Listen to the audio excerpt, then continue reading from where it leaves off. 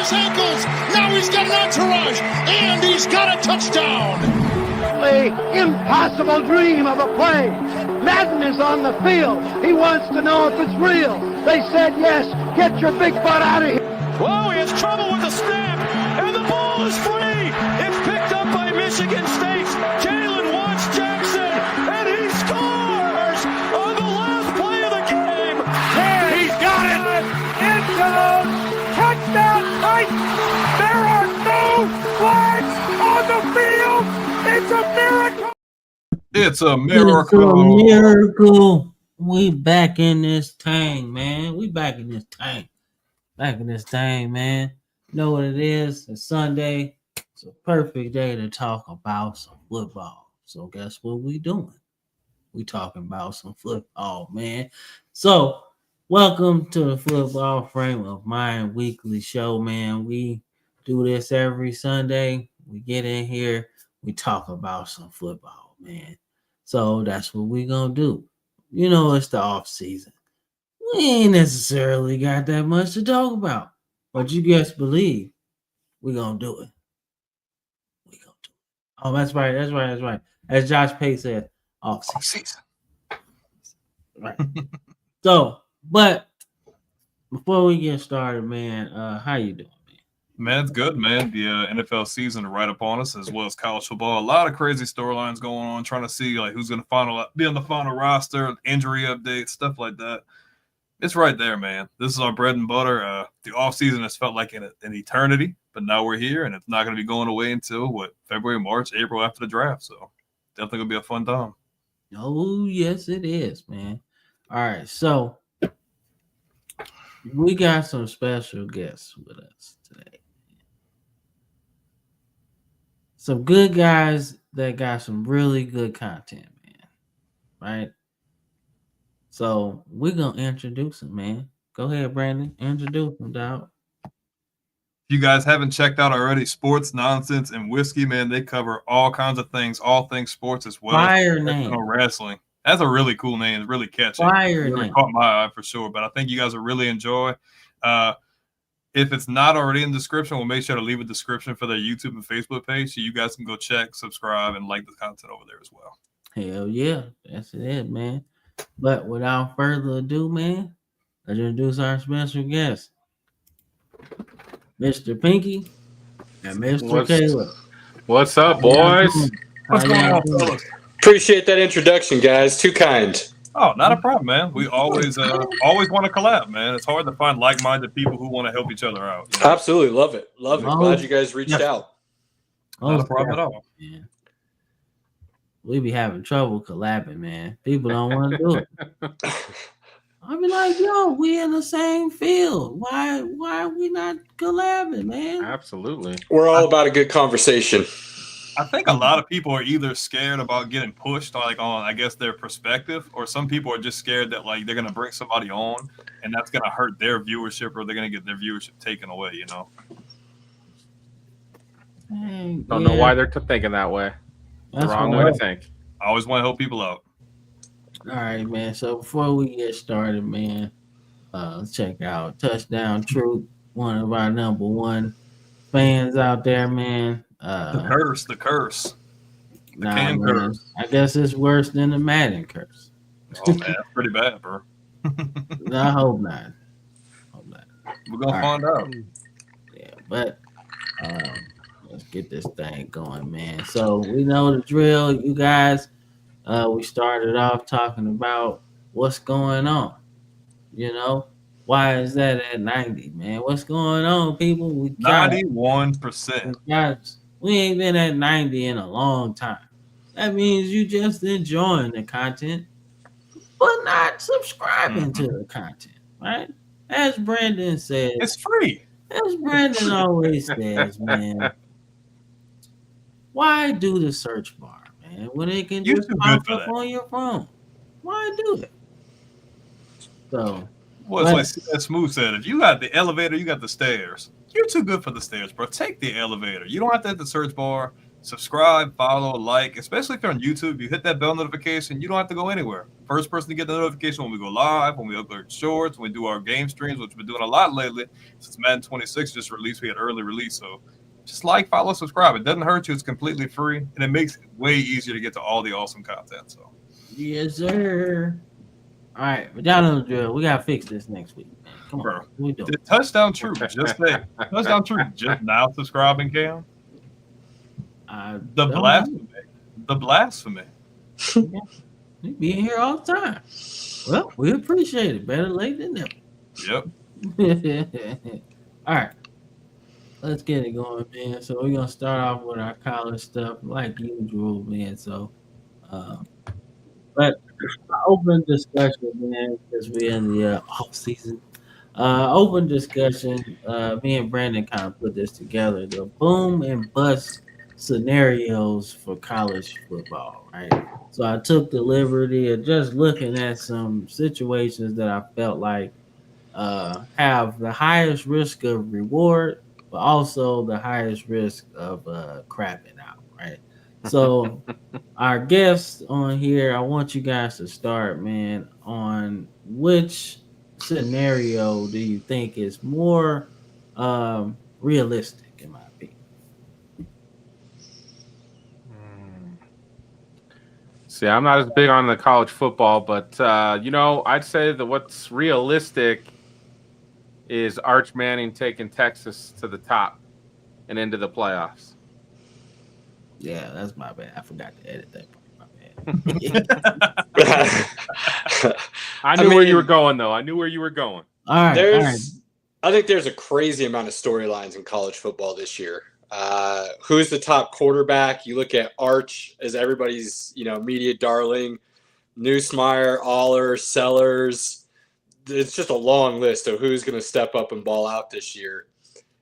Texas Tech finding that oil money and spending all of it seemingly is wild. Hasn't worked out well for A&M, so who knows what it'll do for the other Texas school down there. The national title picture, OSU and everybody else is seemingly the discussion right now. But you want to talk about boom or bust kind of stuff?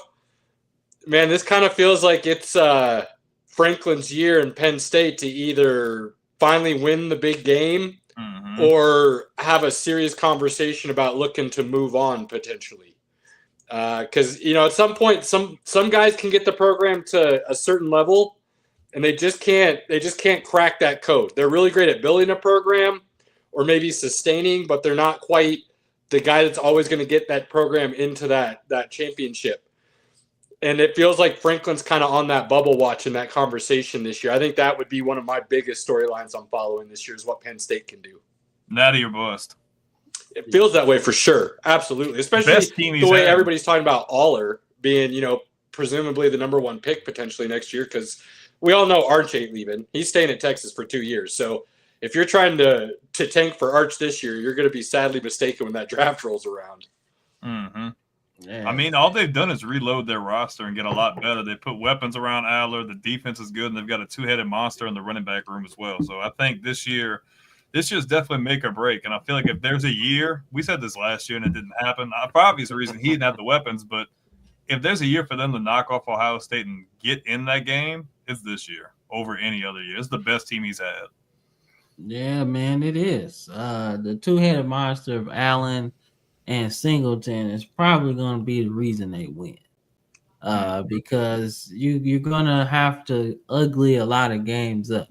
You did good adding, some weapons for Allard, but he's not like Cade Klubnik, right? He doesn't jump off the page, right? He's solid and he knows how to play the position, right? So I think the two-headed monster is really going to have to help them, right? I don't think they can win a national title without those two guys going over 1,000 plus and like 10 touchdowns apiece. They're going to have to feed them, right? So that's my thing on Penn State. They have to run the ball. They have to run it, period.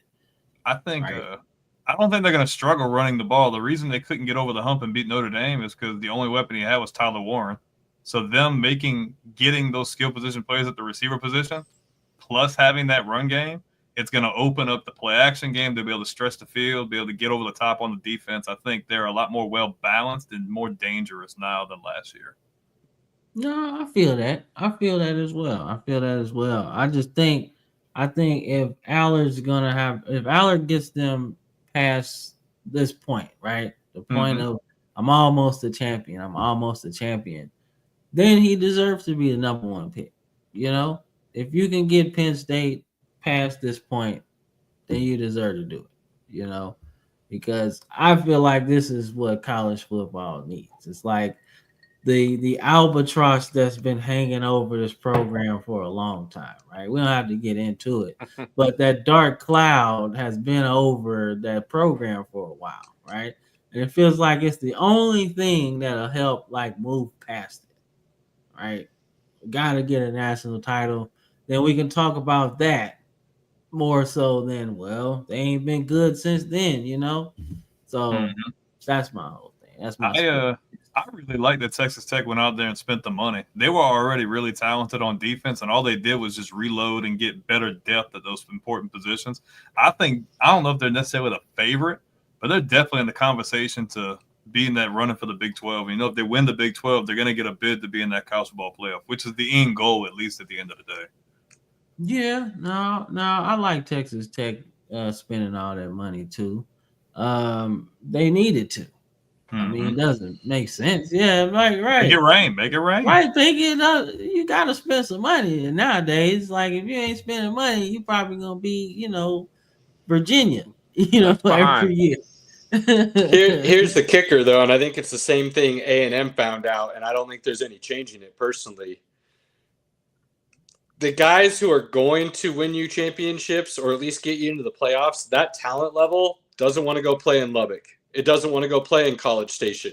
So you can throw all the money you want to at it, but somebody's willing to pay them equal or, you know, slightly less than, but it's an Alabama, it's an Ohio State, it's a Michigan, whatever it may be, Georgia, Texas, in the same state. You're probably taking that deal because you're going to get more exposure playing at those schools and more likelihood of seeing your stock rise for the draft. So while I like seeing them spend, I don't think it changes their position a whole lot inside that Big 12.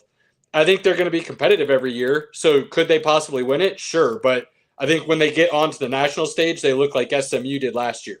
They're just not ready for that yet. It's a possibility, yeah. You know? Yeah. No, I definitely agree. I mean, I feel like they already had a couple All-Americans on that defense, especially with the linebacker position. The Big 12 is wide open. I don't think there's a clear cut like you're so good, because Iowa State always seems to underperform, and they're always the one that's like probably the most consistent out of the bunch.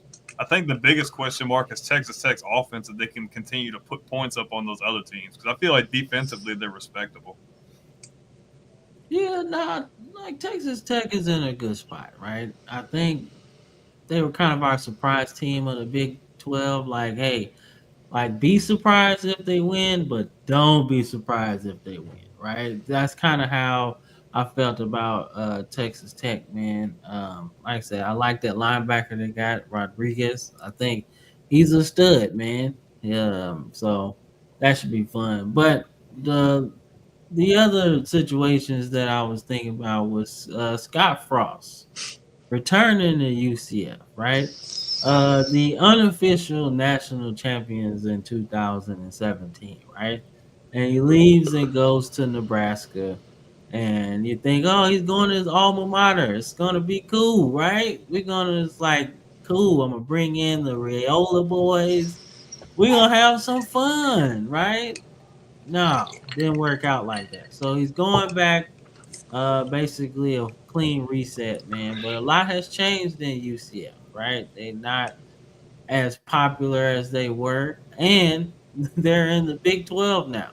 So a lot has changed. Not really sure what he's going to do there, but I wanted to get y'all thoughts on that. I mean, I don't know if you guys can. It's close to the home here, close to the heart with the Scott Frost situation. Prodigal son returned. There were a lot of high hopes. dad passes away and shit hits the fan. Is pretty much the simplest way to explain it within his personal life, and that bled over to everything else in the program, and it never worked. It just never worked out. Losing all those close games, that black cloud just continued to build, and it was needed for him to leave the program. I was rooting for him still because I can overlook, a personal issue like that, and then that causing work issues, and forget, it didn't work out. Still love Scott Frost. His press conference for when they introduced him at UCF, that doesn't sound like a guy who has any remorse or any regret about the way Nebraska went. Doesn't feel like he really thinks he's to blame. It was bad. It left a bad taste in my mouth, and it sounds like a guy who, whatever mistakes might have been made in Nebraska, didn't learn from any of them, and it feels like UCF is about to have an epic disaster coming. And it hurts to say that because if he had stayed at UCF back then, I wouldn't have been mad at him. He built something there. Go do your thing. Coming back to Nebraska, I was stoked. Thought it was going to be in a whole lot. I was pounding the table for him to come from Oregon, straight as the OC from Oregon, rather than hiring Riley. So I was a big proponent. But it sounds like a dude who might still have some personal issues, skeletons in the closet, things just the way he talked about the Nebraska situation, regardless of whether it's his fault or not, I think UCF is in for a world of hurt, unfortunately. Like a lack of accountability and understanding, pretty much. Yep. Yeah, I mean, that would be unfortunate. Me and Brandon was just like when Gus took over UCF. We were like, okay, well, he's won with quarterbacks like KJ Jefferson before, so it's like, all right, well, maybe we could see something, but the level of competition between the American and the Big 12 is completely different, and you see that, right? They just don't have the horses to compete with everybody else. Well, and you got to be able to recruit. You're sitting in the center of Florida, where you're in the hotbed for every possible athlete on the nation's top 100 list. It feels like so.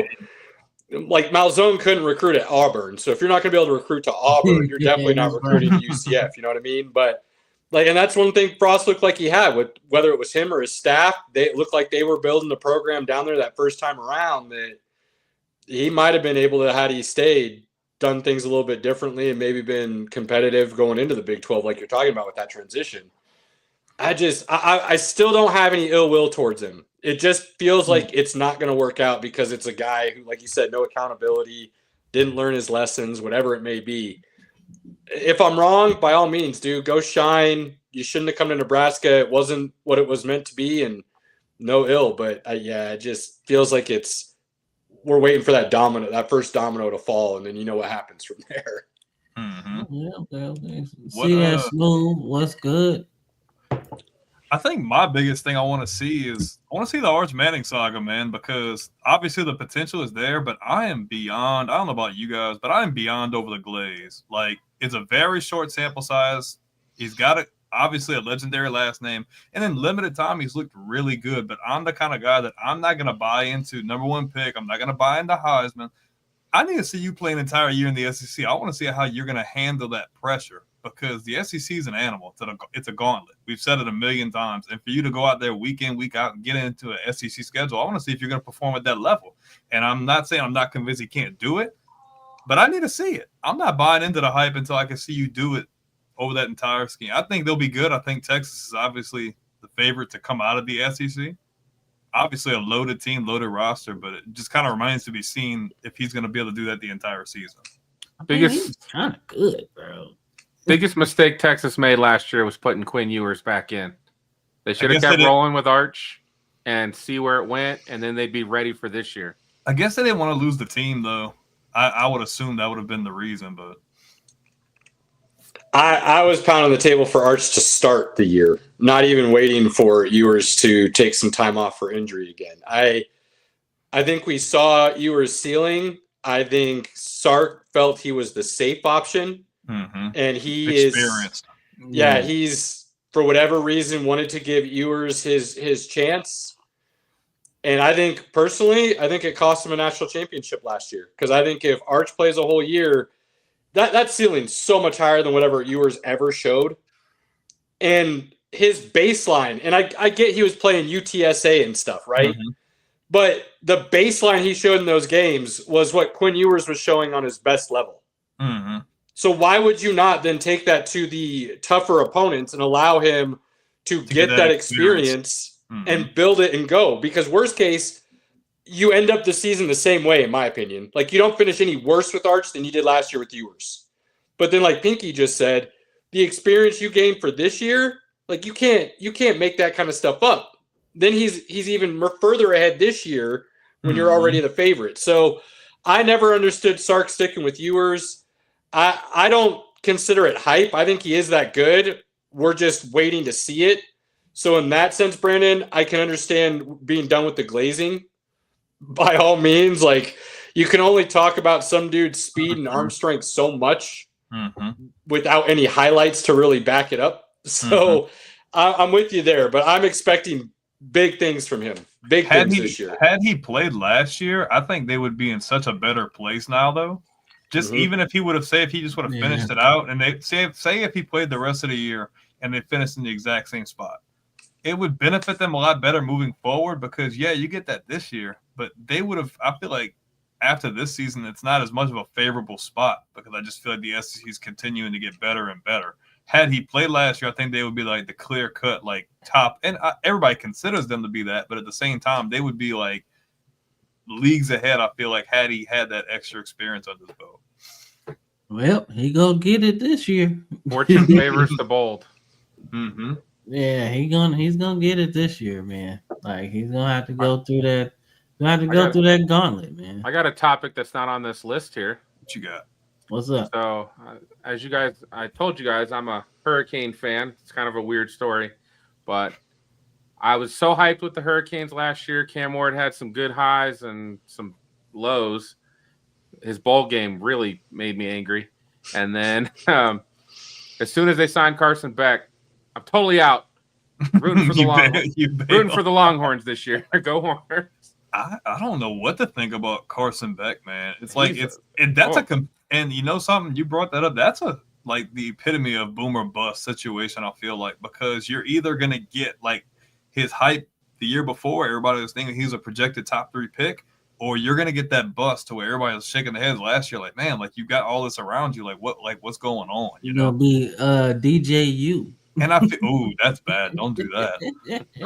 But I feel like, and it doesn't benefit him. Like, I feel like they lost some good pieces too. Like, not having Restrepo, like him going to the league, like, that was a really safe option for him. And they have good athletes, but I don't know, man. I just don't know if Miami's in the most favorable spot. I feel like the ACC got a lot better. I mean, I don't know if anybody like watched when we did our ACC breakdown. We're both really high on Georgia Tech too. I think Miami's good, but I just don't know if they're in that playoff conversation, though. They're not. I want Beck to do good, but, I don't know. I don't know if I'm buying that. That dude's overrated. Pinky, I told you that was going to be a really bad choice for you the moment we heard it go down. And I don't agree with you often. And you don't. So I think Beck was a terrible choice for Miami to go out there in the portal, especially considering what they tried to give him or what they did give him for the NIL deal for him to come there. Like I said to start, one of the things I'm most fascinated in is the QB sagas and storylines this year. Beck and falling miserably on his face in Miami is definitely one of them. Man, Miami would have been better off just trying to get Mateer instead of Mateer going to Oklahoma. Him going to Miami would have been a really good spot. He would have lit up those defenses in the ACC. Yeah, I can see that. But I'm drawing a blank on the name right now. Who's the guy that came out of North Dakota State or North Dakota, and he went to Iowa? Oh, what is the name? I'm drawing a blank, but that's going to be an interesting move too, because that dude looks like he could play a little bit in the FCS. What does it look like playing for Iowa? Unfortunately, it's Iowa, so the head coach is never going to let that offense do anything, right? It's always going to be duck and cover kind of. But average 13 points a game. yeah, you look at somebody like that could have gone to Miami instead of Beck. So why they chose Beck with the options that were available, especially this year in the portal, was wild. I think they were just buying into hype. I guess they were like, "Oh, we can get more out of like that 2023 production, and we can do this and that." I'm just like, I just don't see it. Me Fool's personally, gold. I would agree. Yeah. Carson Beck is an interesting scenario because, in 2023, he looked like a surgeon out there, right? But everybody would on that Georgia team. When you got Ladidi and Ladidi McConaughey and Brock Bowers out there, you're going to look pretty good. It's the Nick Saban effect. Before Kiffin came and OC'd for him, they had safe game, like the worst definition of game manager quarterbacks that could go out there and distribute to all that talent that was on the field. And then you'd see him get to the next level and fail miserably because they were playing against actual talent across the line from them instead of the B's and C Rands that couldn't get to Alabama. Kirby Smart took the same. I think you're going to see it again this year. Stetson Bennett, nice little run. Not trying to dog the guy at all, but he's not some fabulous quarterback. Carson Beck, not great. I think you're going to see it with Gunnar Stockton this year. I don't think you're going to see the hype live up to the name that's been floating out there. So You're going to be get that like system type guy. Yeah. Like kind of how Alabama came. You can vouch for that. Some of those guys, like some of them were really good, but then you had other ones that they could just get the job done with everything around them. Yeah, and I mean, honestly, that's what wins you the national title. Like if you can just, you don't have to be Cam Ward last year, right? Just ball out, right? You don't have to be Cam Newton the year he won the Heisman, right? You just need to put the ball where it needs to go, right? That's what Alabama had during that Nick Saban run. All them guys just put the ball where it's supposed to go. Give it to Derrick Henry. Give it to Kenyon Drake. Give it to Julio. Give it to Calvin Ridley. Like, just give it to the guys that know what to do with it, right? And I think the gift and the curse was Lane Kiffin in a sense, because yes, he opened up the offense, but it also allowed us to get away from the shit we did. It killed the simplicity for y'all, and the simplicity was easy enough to just ground and pound and do what you had to do. When you started getting fancy and doing too much, that created confusion, it created mistakes, and it allowed those other teams to get up on you when they shouldn't have. I mean, shit, we kind of had to, man, because once we lost to Ohio State in that college football playoff, that shit was dead. I was like, hey, we can't have them big old linebackers out there, bro. We got to get smaller. You know what I'm saying? I love me some Rolando McClain, right? But yo, we can't have them out there. We need some little guys that can tackle, man. But yeah, those are the boom or bust for college, man. Let's check out some of these comments, man. So yeah, you guys got a new subscriber right there. Loyal. It's like if Auburn somehow upsets Georgia. Dude, that would be crazy, dog. I mean, if that was to happen, Kermit, you would have to start to look like this one of those Auburn years where it's like, shit, about to be some bullshit. They're gonna start beating people they're not supposed to. Yeah, they're gonna catch they beat passes. Georgia. They're gonna catch passes out of the sky. Like they beat Georgia, they're gonna beat y'all too. Yeah, that's never a good idea, man. And we play in the Voodoo House this year. So yeah, I hate Jordan Hare so much, man. But anyway, let's see. I don't see Beck getting back to that. I mean, maybe. I think the way he looked in that championship game is true Beck, not that season. I think that season was an aberration, and the championship game was his true self, and then you saw his true self the following season. When the lights are on. Yeah. Makes sense. You're playing, for me, Saturday morning, 10 a.m., home in Georgia against Southern University. Yeah, man. That confidence is going to start looking real good going into the following week. And you get a couple of those going, you don't feel so bad. Those lights get bright. All of a sudden, you got to start lifting the weight truly. You start seeing what people are capable of. He just, I don't, nah.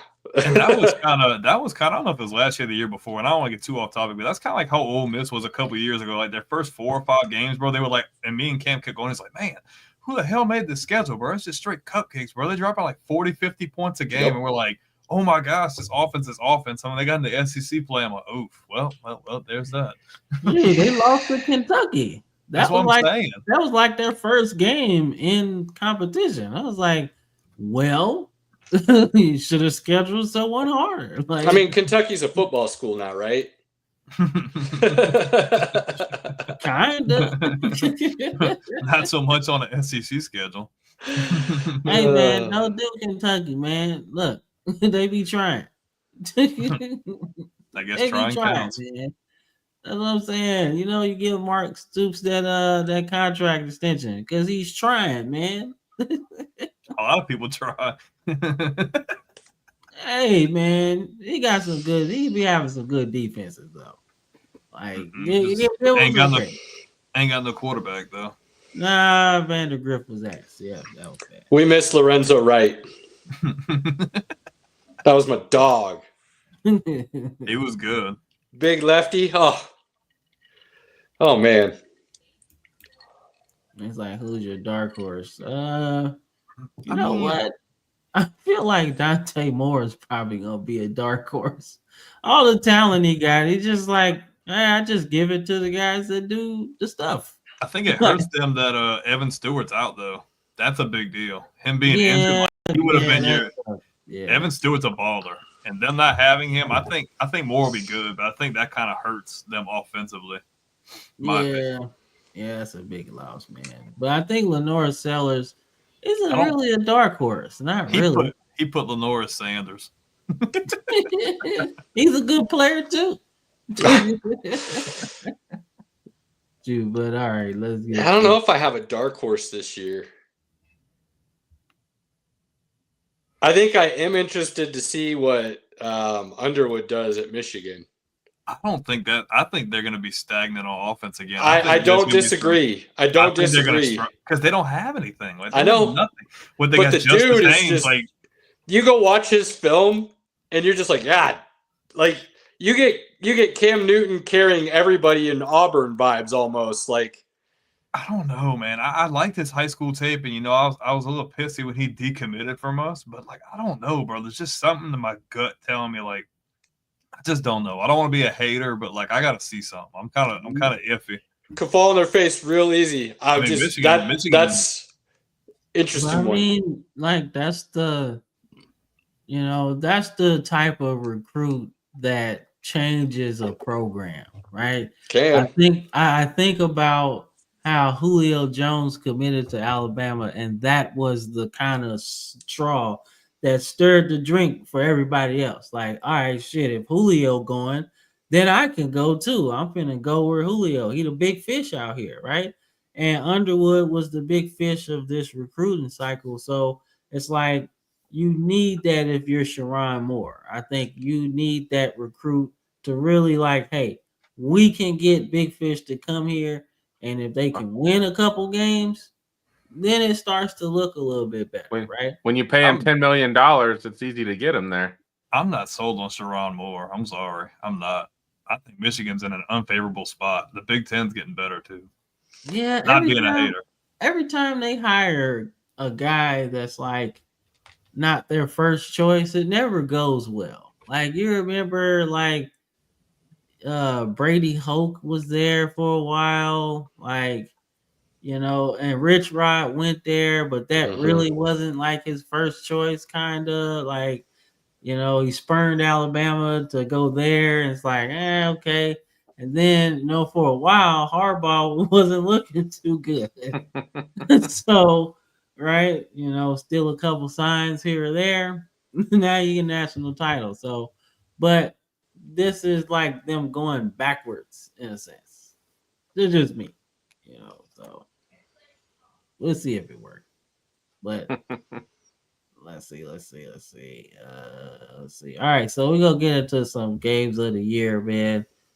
So we got Ohio State going. I want to say they're playing Texas. Mhm. So this is a helmet game, basically. This is what your grandfather would hope for in a bowl game, right? Is this neutral site or is this? Damn, I Because should put that down. Hold on. I'm only asking because LSU Clemson's at Clemson. I know sometimes. I most of thought the this time- was at OSU. Ohio State. Yeah. Yeah. Ooh. Yeah, it's at Ohio State, and Ohio State's mad because they didn't want big noon kickoff. They wanted a night game, and they Ooh. petitioned Fox for the night game. Fox said if Texas is willing, we'll do it. Texas said no, which I loved personally, just because it's like, nah, man, we're preparing for the day game. We don't need to move it to a night game just because you guys want to sell out and black out the stadium and this, that, and the other. So a little bit of head game there from Texas, I can appreciate, but I'm gonna watch the game. I'm super excited to see this game, but I could give a shit less who wins. Like, horns down all day, plant flags in the middle of that Buckeye field. I'm good with all of that, but I will be watching because of the talent for sure. I think Yeah. I think the thing that hurts Ohio State though is Sayan hasn't really taken any snaps. That's a high pressure situation coming out the gate. You know, these Arch Mannings had some like high pressure situations. Another Sayan big hasn't time had any recruit of that. get. Can he ball out with all that talent? I mean, Jeremiah Smith might be the best player in college football, right? But if that Definitely. quarterback can't throw the ball to him, it's not going to do you a whole lot of good. The potential's there, but it's just I want to see how you're gonna handle it because, dude, that's a hell of a damn test right out the gate, bro. No FCS Yeah. school, just freaking play Texas. They got a really good defense too, so we'll see. I like the matchup though, but that's crazy that it's in Columbus. Arch Manning, week 1, chance to beat Ohio State in the horseshoe. I mean, His stock would be sky high. right? Good if he way to plays set the good. world on fire and prove everybody that you're where you belong. He can come out, throw for 200-300 yards, a few touchdowns, dude. His gonna be through the freaking roof. You want the glazing to end? That will not do that. No, it will Nah, not. bro, you get the whole bucket. If he win, you get the whole bucket. Oh no. It won't start. It won't stop. Oh man, hey, look, he beat Ohio State. He going pro, and it's like, nah, not really. Not according to Archie. Nah. He's staying 2 more You years. believe Archie. When Archie say some shit, it's going down. Okay. That's the godfather of that family. Damn right. Nobody goes against his word. Yeah, Well, it's like what? It's the Man, same you thing ain't when going. it's You the better same not thing go when to the Saints. well, it's the same thing when Eli was gonna go to the Chargers. He's like, hell no, y'all ain't doing that. And they're like, don't Like, draft hell him, don't no. draft him. And they drafted him. He's like, nope, that ain't working, bro. Yeah. Man, the Chargers cheap. You better not go there. Make them trade you now. So, but now I think Texas wins this game though, just because I don't trust Julian Sayin. Like I don't trust him yet. You know, it's easy to throw somebody in there and be like, oh well, anybody could win there, right? It worked, but Will Howard also was like a 5th-year senior, so he knew what the hell he was doing, right? So he's a freshman that really ain't played at all. He ain't play at Bama, you know. So like you're walking into a situation that's a little tough, and I think Ohio State should still be a playoff team, but I do think that he's gonna take some lumps this year. But at the end of the season, he should be a way better product than he is in this game. I just think it's a big game, bro. Like not every freshman is ready for that. So I think Texas gets this one. All right, let's see what we got next, man. All right, Oh, so, the Catholics versus the Convicts, 2025. Why you didn't put that as like a caption? I would have died. Oh my god. Catholics versus the Convicts. All right, we revisiting the 80s with this matchup, man. These two programs really dislike each other, right? But quite frankly, Notre Dame has some convicts too, right? So let's see. I think this is a big game, but I do think Notre Dame takes it. I think they win this game on the legs of Jeremiah Love.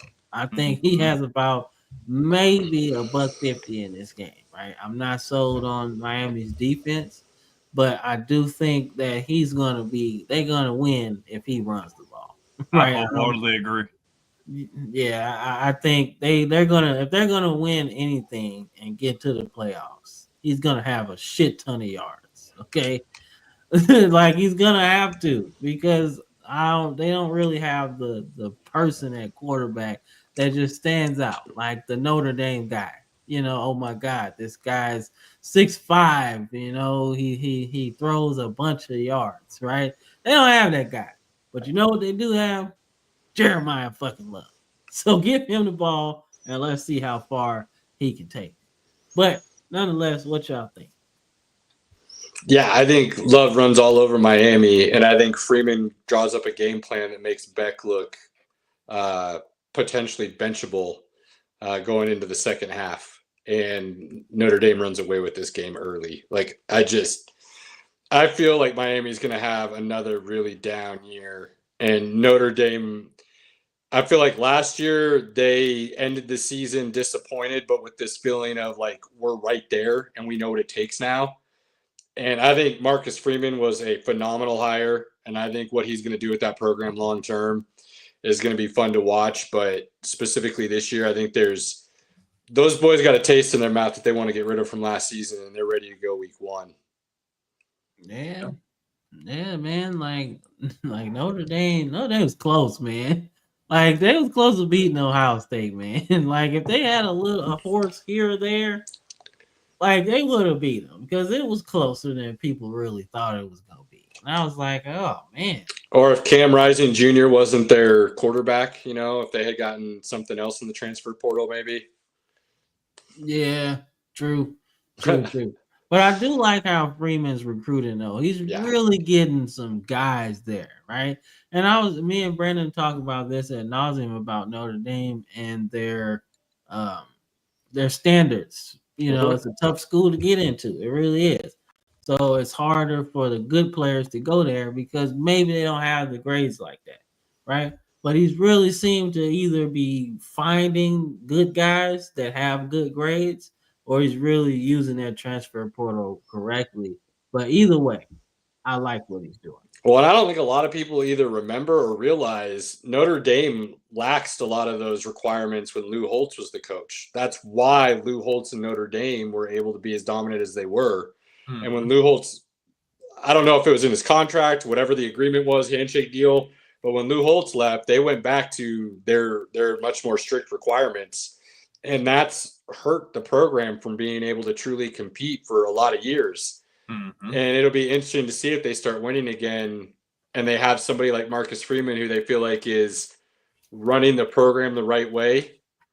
Because I don't think they got that feeling with Kelly. I think they thought he was a good coach and they were willing to work with him. But I don't think they necessarily got the feeling that he was a Notre Dame guy. And it almost feels like they believe Freeman is a Notre Dame guy. So if that's the case, do they allow some of those Lou Holtz rules to come back? Which would, I mean, if they could do that, watch out.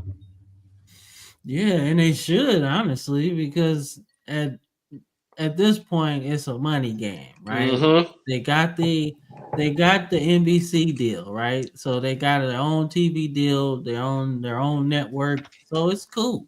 Whatever, right? But it's really important, that they have, that they bring it down just a tad. Like, you might as well. And we got the infrastructure to pay for any good player. And who doesn't want to play at Notre Dame? All the Heisman winners and stuff they done won, like, who doesn't want to play there, Imagine if they start winning and the world's richest bank starts backing them a little bit more from the Vatican. You want to see NIL? I'll tell you what, boys. Yeah, you ain't lying. That's right. All right, let's get it. What else we got? All right, so we got Big Bill's first game against Sonny Dykes and the Texas Christian Horned Frog. So I just put this game on here for the sure fact that I still can't believe that Bill Belichick is coaching college football. Okay, like that's just bonkers to me, man. But I was curious about what y'all think, man. How does his first game shake out? Because TCU has a really good team. I mean, his girlfriend just got out of college, so it kind of makes sense. It's good. Yeah, hey, you got that young love, man. You got spry legs again. Like, damn, I feel like I'm in Cleveland again. Like, Shody, really good. What we got? Man.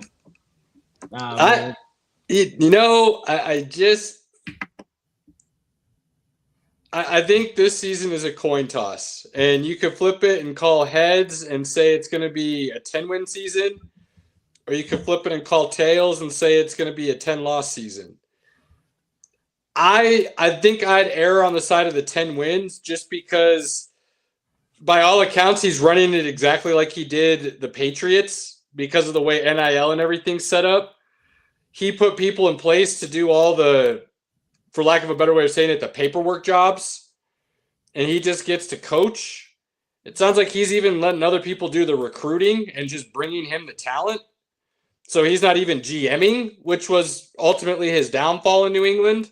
Mm-hmm. So if that's the case, and he's got the right people doing the scouting, the right dude's definitely doing the accounting for him, because it's the same guy that worked with him in New England where they always had enough money to spend when they needed it. So I feel like all those things considered, if Bill just gets to coach, I feel like he's really good at that still. That doesn't just go away.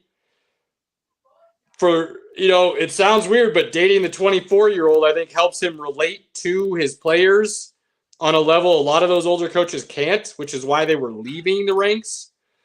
So it feels like there's a lot of things lined up for this to actually be really successful, and that almost sounds weird coming out of my mouth saying. But I think if I had to put money on it, I would bet a really good season, or at least a winning season from North Carolina. And they're getting good players too, man. They had like I think they got a 4 or 5-star quarterback to commit a transfer in there. Like, Come on, I understand things didn't end the greatest in New England, but dude, think about it. You're coming out of high school, like, man, I get to go play for a Super Bowl winning head coach. Like, who the hell says they can do that? Come on, man. And North Carolina's not in a crazy conference. If they're able to get the talent and they have the right people in place to do what they need to do, I don't see why what you just said can't happen. Well, it's not like they're devoid of talent, right? I mean, Omarion Hampton was there last year. Mm-hmm. So they've got some dudes. It's just, can Belichick then take the other guys and either make a couple dudes or at least elevate them to be capable? Which I feel like if you don't bet on that, at least, I feel like you would be losing money. That's true. Yeah, I mean, you basically, you got the NFL version of Mac Brown, right? That's basically what you got. You know, you got Mac Brown out of there, right? Because yes, he's for the kids, and he's always been like that, right? Even in his Texas days, right? But the novelty act kind of wore off, right? He came back to coaching and whatever, right? But after a while, you know, your vision or voice gets a little stale, right? But I feel like they needed more of a CEO type anyway, right? And the fact that he has these connections to the NFL that maybe Mac Brown didn't have is going to help, right? I think it's going to help with the transfer portal more specifically. Because like, okay, I'm coming here because I want to try to go to the NFL. So this is going to help me, right? He knows everything, right? He can get me here, he can get me there, right? So this is where I want to go. Kind of like Colorado in a sense, right? It's like, all right, cool, whatever. I'm going to use this. Deion has the resources to help me get to where I want to go. So why not use it? So I think North Carolina gets this one. I do. I think this is going to be a charged up game, but I think North Carolina gets it. Just know though, like, I think outside of X's and O's, you know they're going to be coached properly. They're not going to be crazy out of pocket, acting crazy, doing stupid stuff. If anything, they're going to be very well coached and very disciplined. Yeah, most definitely. Yeah. All right, let's see. Let's get this thing, man. All right, Miami gets 2 slots. He's just like, damn, bro, you can't cut me a break, bro. Man, DJ Lagway is about to eat that you alive, man. Oh yeah, they getting revenge after what happened last year. That's over with. Yeah, man. Had DJU, not DJU. He must be playing tonight. My bad.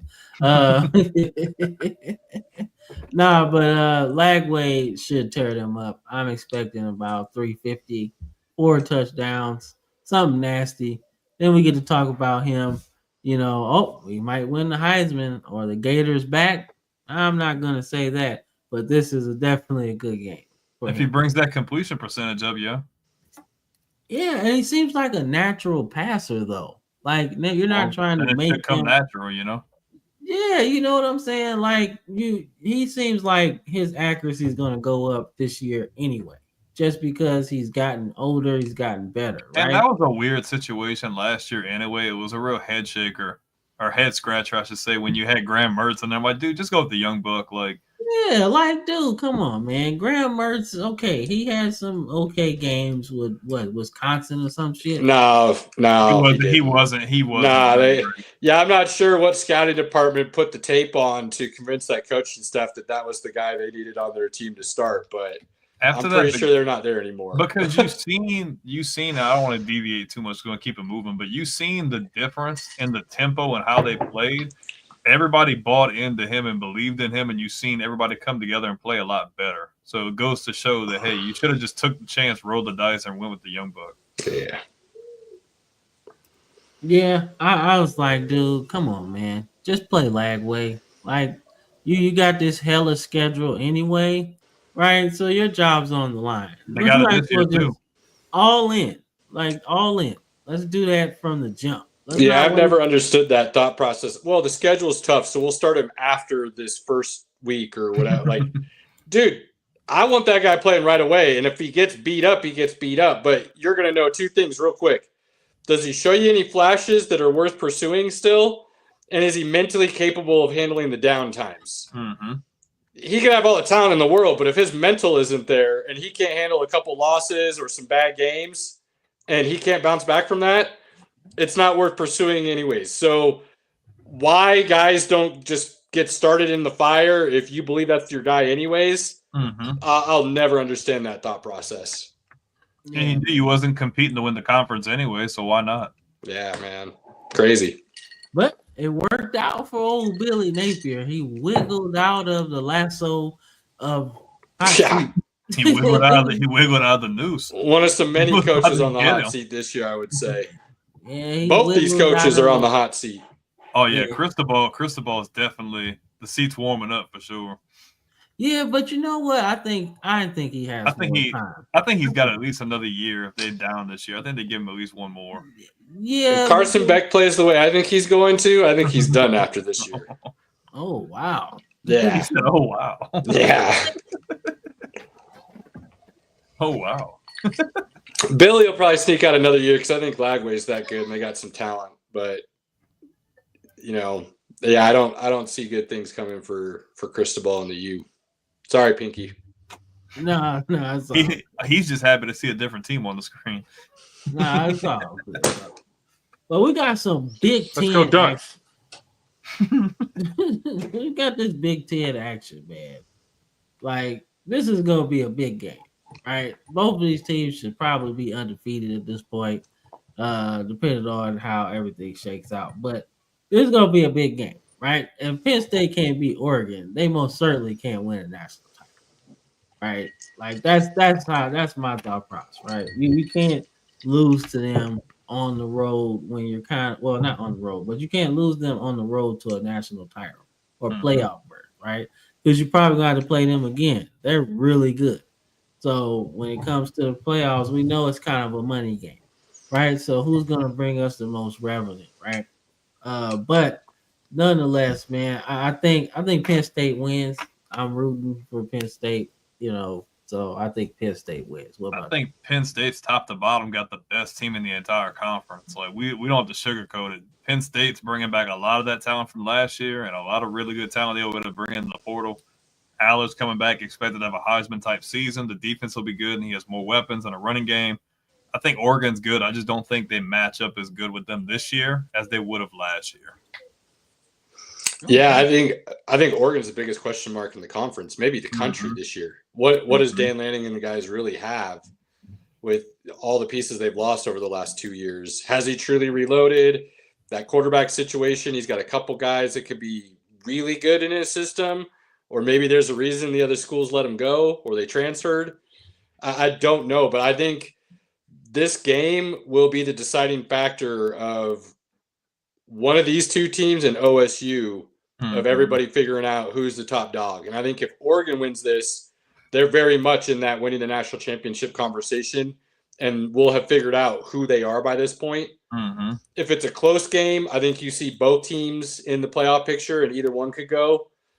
If Penn State kind of just shuts Oregon down, or if Oregon isn't that good at this point, but Penn State wins it going away kind of thing, Convincingly.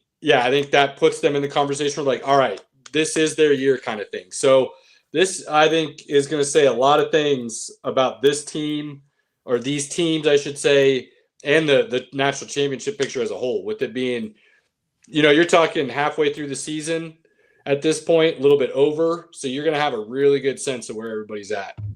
I agree. That's a good perspective. Yeah, no, man. But I get that. Let's see. He says they talk about mature. I think they'll be all right, man. It says yeah, he's not sold on there. I don't monkeys and giraffes. I'm Let's not go sure. monkeys. Let's go. Yeah. My boy giraffes. They got Giraffes the good all day. That's my guy. Yeah, giraffes all day, baby. Yeah. He's at Notre Dame, and then CJ Carr cooks. Let's see. Then Pitt State with a close game. So I think so too. I think Penn State. But Penn State has a tough gauntlet to go through, because after they play Oregon, they have to play the Buckeyes. You have to be able to get over that hump. Have to. Got to, right? Because even the year they beat Ohio State, right?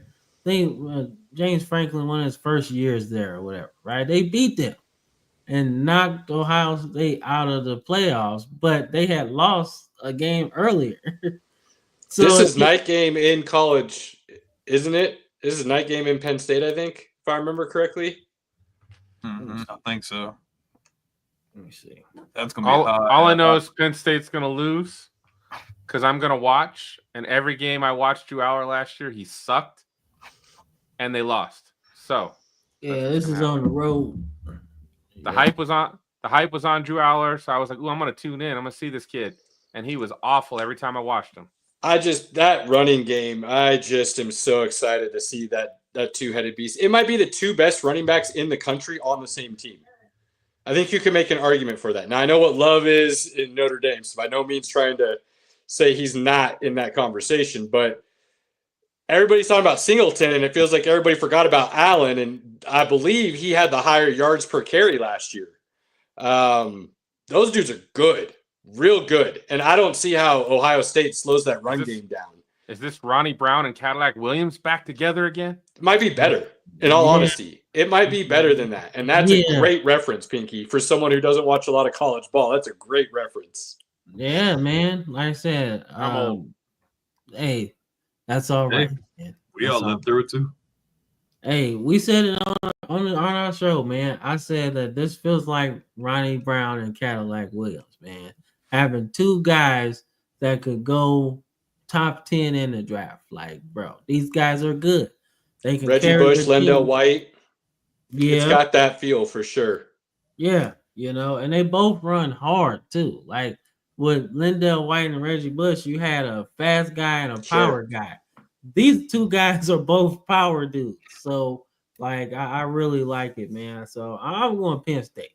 I'm rooting for Penn State. Outside of Alabama, which is my team, I want Penn State to win. So that's kind of it. I'd be cool. If they were to beat Alabama in the national title, I would say okay. You know what? College football is restored. But yeah, what y'all thinking? I'm going Penn State. All right. Ohio State. I like Penn State this year. I just Franklin's got a team, and if all those horses can't finally get it done this year and win the Big Ten outright, yeah, it's one of those things that's never going to happen. It's like Rule this year at Nebraska. Like if he doesn't have his normal year 3 turnaround, and Nebraska's, I mean, they got to be in the playoff conversation. I feel like with all the expectations, and if they're not, I feel like that fan base is going to kind of feel like it's never going to be able to happen. It's too much money. You can't spend $20 million and not be in it. It's the same situation that LSU's in with that number 1 transfer class. You spent like $21 million. You have to be in. There's no Yeah, more excuse. Exactly. And so if it doesn't, then it becomes that conversation. If they don't do it this year, then it becomes a conversation. Are we okay with just good enough? And we keep Franklin and we know we're always going to be kind of right there, but probably not win? Or do we look at making that move and hoping the next guy is the key to get us over the hump? And that's a conversation you don't ever want to find your program in, because if you don't make that right move when you yank that guy, I mean, you look like Nebraska for the last 25 years. And that's a rough slope to fall down. So this is a big game, big year for Penn State as a whole, but this game could decide their whole season almost. Yeah. Or, Penn State could be in the Auburn situation, where, hey, we got a pretty good thing, with Gus Malzahn. We beat Alabama a few times, we do these things, these crazy wins, right? And then you just fire him for Brian Harsin, that was disgusting.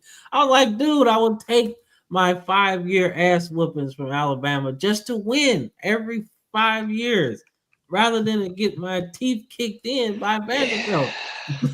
Like, no, like I would not do that. That was horrible.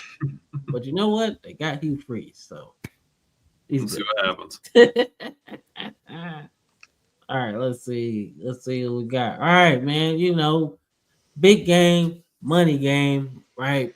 Alabama's gonna have a lot of people drafted. Georgia's gonna have a lot of people drafted. This is one of those games, right? So obviously, this game was played at Bryant-Denny last year. Instant classic, had everybody giving Milroe the glaze, right? Because he looked good. I fell for it. I'm sure everybody did. Oh, this guy should be drafted number 1 overall. And I felt like he smelled those salts just a little too much after this game, right? Couldn't duplicate it. Whatever, right? But this is a game that's going to be big time. Doesn't matter, prime time game more than likely. But these are two teams that are completely different, man, for last year, right? They both had really good returning starting quarterbacks, right?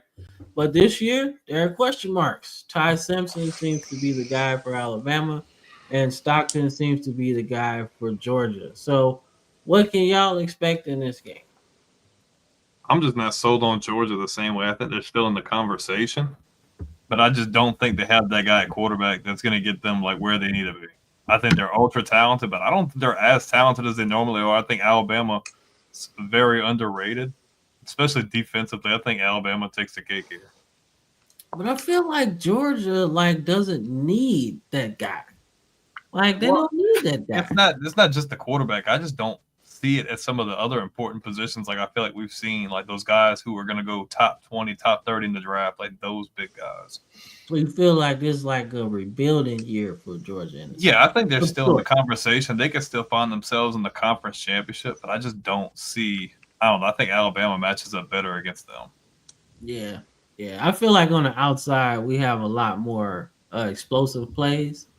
So as long as we can, spread the ball around efficiently, I think we can beat Georgia by a couple of touchdowns. Because I feel like we got those horses outside, and I would bet that completion percentage wise, Ty Simpson should be better than Milroe, right? You're not going to get the running, obviously, but the completion percentage was an issue for me. I was like, yo, come on, man. We got to fix this. We need a first down.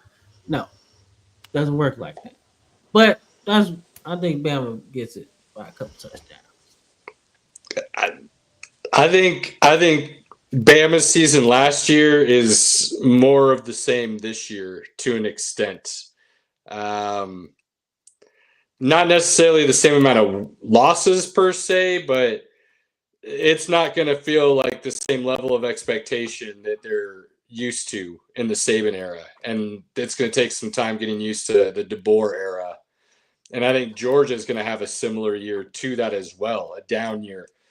I don't know if it's going to be rebuilding. I think transfer portal and NIL are going to tip those scales and even out a lot more programs than people originally thought it would. And you're not going to see the Alabama Georgias dominating the landscapes like they were. and that's going to get spread out a lot more throughout all the conferences. Ohio State's a little top heavy right now. I don't think that necessarily – you're always going to have that one or two teams that are going to be a little bit more, but on a whole, I think the scales have evened out a lot more. So a down year doesn't mean you're out of the playoffs or you may not be able to win a national championship. But the idea that you're just going to cakewalk through your season 12-0, 13-0, I don't see either one of those teams doing that. And I think 3 losses and winning the SEC wouldn't be unheard of. There's just a lot more parity, I think, throughout college football these days. So, and I don't think either team necessarily has that insane, we're going to draft 8 dudes off of the defense talent right now, like you've seen in the past from these guys. So good team still. I think I would probably pick Alabama in this one this year, just because I do think they've got a little bit more talent. I feel like Georgia lost so much talent that they're going to be younger and a little bit more inexperienced, and that'll give Alabama that edge. But I'm interested to see what both these programs do, because I'm expecting them to have down years comparative to what most people are going to have those expectations at.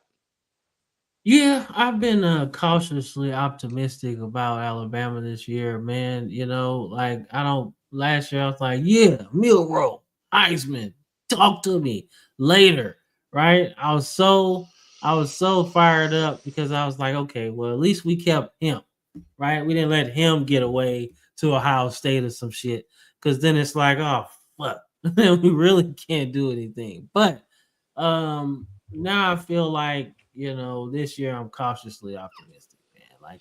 I know we got the pieces, but I don't know how well they gel. You know what I'm saying? So that's what I'm thinking, man. So let's see. We only got a couple more colleges, I think, man. So but we got big dog stuff to talk about, man. So we got Texas going to Georgia, man. So what we got? Big game. At this point in the season, I expect Arch to be rolling. And like we just talked about, I don't think Georgia has the horses this year, the dogs that they're used to.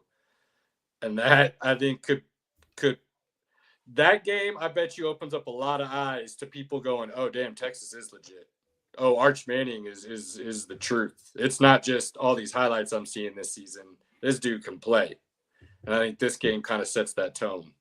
I'm all for horns down, but yeah, Texas gets the dub, bro. Right, yeah. I would love to be doing this as much as possible, but nah. I don't see a lot of that happening this year, not this game. Sark's built him a pretty good program in Texas. Let's just say that, man. He's been doing some work, you know. But he's a genius, so you give him scraps, he'll make something out of it. So but I got Texas in that one too, man. So we got some rivalry stuff back. Remember the Big 12 type shit that we used to get? Yep. We got Texas and Texas A&M this year, man. Shout out to the schedule makers for this shit. Okay, A&M. I feel like A&M might get them. I like Marcel Reed, man. I do. Is it at Kyle Field or is it in Austin? Because that's a big difference maker.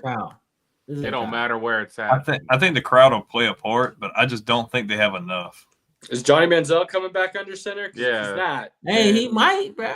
Him and Mike Evans out there, like, what's going on? Like, he might, dog. He always saying I can still play. Hey, you throw Johnny Football back there, and I'll call it a coin flip. But without Johnny Football, this is a runaway. Nah, man. Nah, I seriously though, I like Texas A&M, and I would love this to be an upset, man. But I do think Texas has way too much. I don't think Texas A&M has that many horses to compete with Texas, man. So it'll be over at halftime. I hope not, because it's probably a big noon kickoff. All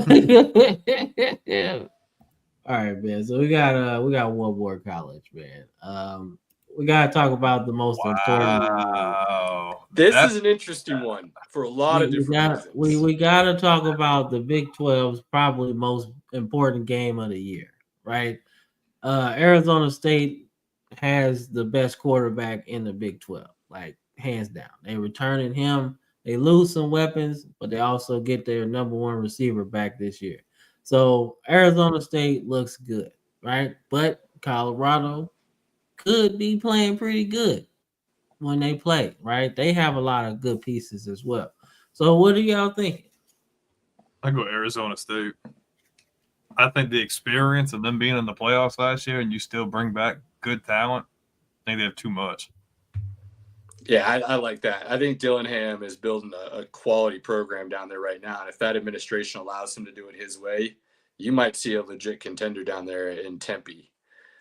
Yeah. Colorado might be the same, but we're finally going to find out if Deion's building a program or if he was just there to get his kids drafted, which I'm good either way, man. If you wanted to just take over a program to show off your kids and get them to where you wanted them to go, any parent would do that if you had the opportunity. So I don't want to hear otherwise.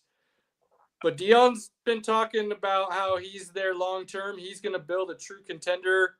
The school's backing him, which is rare for that university to do for sports and athletics. Granted, he's bringing in millions of dollars, so it's hard for them to say no. But, you know, I'm drawing a blank on their quarterback all of a sudden. Caden Salter. Lewis. Caden Salter from Liberty. That's probably who's going to start. But who's the Lewis? What's his first name? Why can't I think of his first name? Julian Lewis. Julian Lewis. Thank you. Don't they have Salter too? They're drafting some guys. I mean, they're recruiting some guys. That coaching staff is loaded with former NFL talent. Mm-hmm. So I think this is a big year for CU to where even if they're not as good as they were last year, I think you should be able to still see the signs of, oh, they got dudes coming in. Like they're going to be okay long term. So even if they only win, 6 to 8 games, I think you should still be able to see that program's going in the right direction. CU is a big question mark for me, and I don't think ASU, like you said, is a big question mark. I think they're bringing back the right guys. That coach is building what he wants, and I mean, look what they did last year. They're a play away from possibly in the Final Four of the playoffs. So, that looks like it could be a fun game, but I do think ASU wins. I'm blown away you don't have LSU Clemson on there. That's the game of the year nominee. You mean two guys that are in the top 3 Heisman, like Klubnik, Nussmeier, yeah, dude. 2 teams that could rightfully be both in the playoffs, bro. You can't tell me that's not a game of the year nominee, bro. That could set the whole tone for the whole season, because if LSU beats Clemson, that's a big deal, bro. His Alabama fandom couldn't bring to talk good about either one of those teams over the last decade, so he had to just slide it off. It's like you almost slide that one under the rug. No, because that game, I feel like everybody is going to talk about that game because it's one of the biggest games of the year. It's the first really big game of the year. So I wanted to get some games that later in the year that we'll think about the Clemson LSU game for like 3 weeks, and then we'll get Bama Georgia, and it's like, oh shit, all right, well, we kind of forgot about that already, right? Then we get later in the season, you got shit like this. But nonetheless, man, I do think Clemson LSU are 2 really good teams, but I do feel like Cade Klubnik is that deal. Like I would just say don't sleep, bro, because like, look, that's why I put y'all transfer portal on the boom or bust, right? Because you got a lot of players, right, that can literally fill a lot of positions, right? And you got Nussmeier coming back, right? That's a huge deal for y'all, right? And you probably have the best receiving core in the entire conference. I agree, but you also brought one from Kentucky that has a drop issue. And you brought in one from Oklahoma who's projected to be a top 3 receiver in the draft, and Nick Anderson. That's why I said boom or bust. Y'all got a lot of talent, right? This could look like the Joe Burrow season because we could just have a lot. We got a lot of talent. This could look like the year after the Joe Burrow season. No, I don't think there's any chance the team loses 6 games, bro. There's no freaking way. That's biased aside. There's no way. That would be because I need that Alabama LSU game to be good. Well, I'd be like you last year after y'all lost to Oklahoma and you completely checked out. Oh yeah, I checked the fuck out. I was like, hey, fuck it, man. Whatever. Rightfully so if you're losing to Venables Oklahoma teams. Yeah. Like Vanderbilt was like, man. See, I understood Vanderbilt because they played the typical upset playbook. Let's Oof. let's That let's was let's I keep called the that the ball worst away. upset in college football history, even more than the Akron, Michigan. Yeah, that shit sucked, bro. That was I was like, brutal. I was Can only like, imagine. we running out of time. Dude, hey, he was completely absent in the group chat too for like 3 hours. I'm like, nah, this ain't I going too can't good. blame him. I can't Fuck blame no, man, dude. No, we don't lose to Vanderbilt. Like we ain't Nobody lost to does. Vanderbilt since like 80 something, and that shit was a fluke. So like, come on, man. Before that, we didn't lose to Vanderbilt. But him. they played the little guy playbook to a T. Let's take their possessions away and let's see what happens. And God, by golly, they fucking did it. They did it, man. But I can't wait for this year. Hopefully, it's a blood splatter.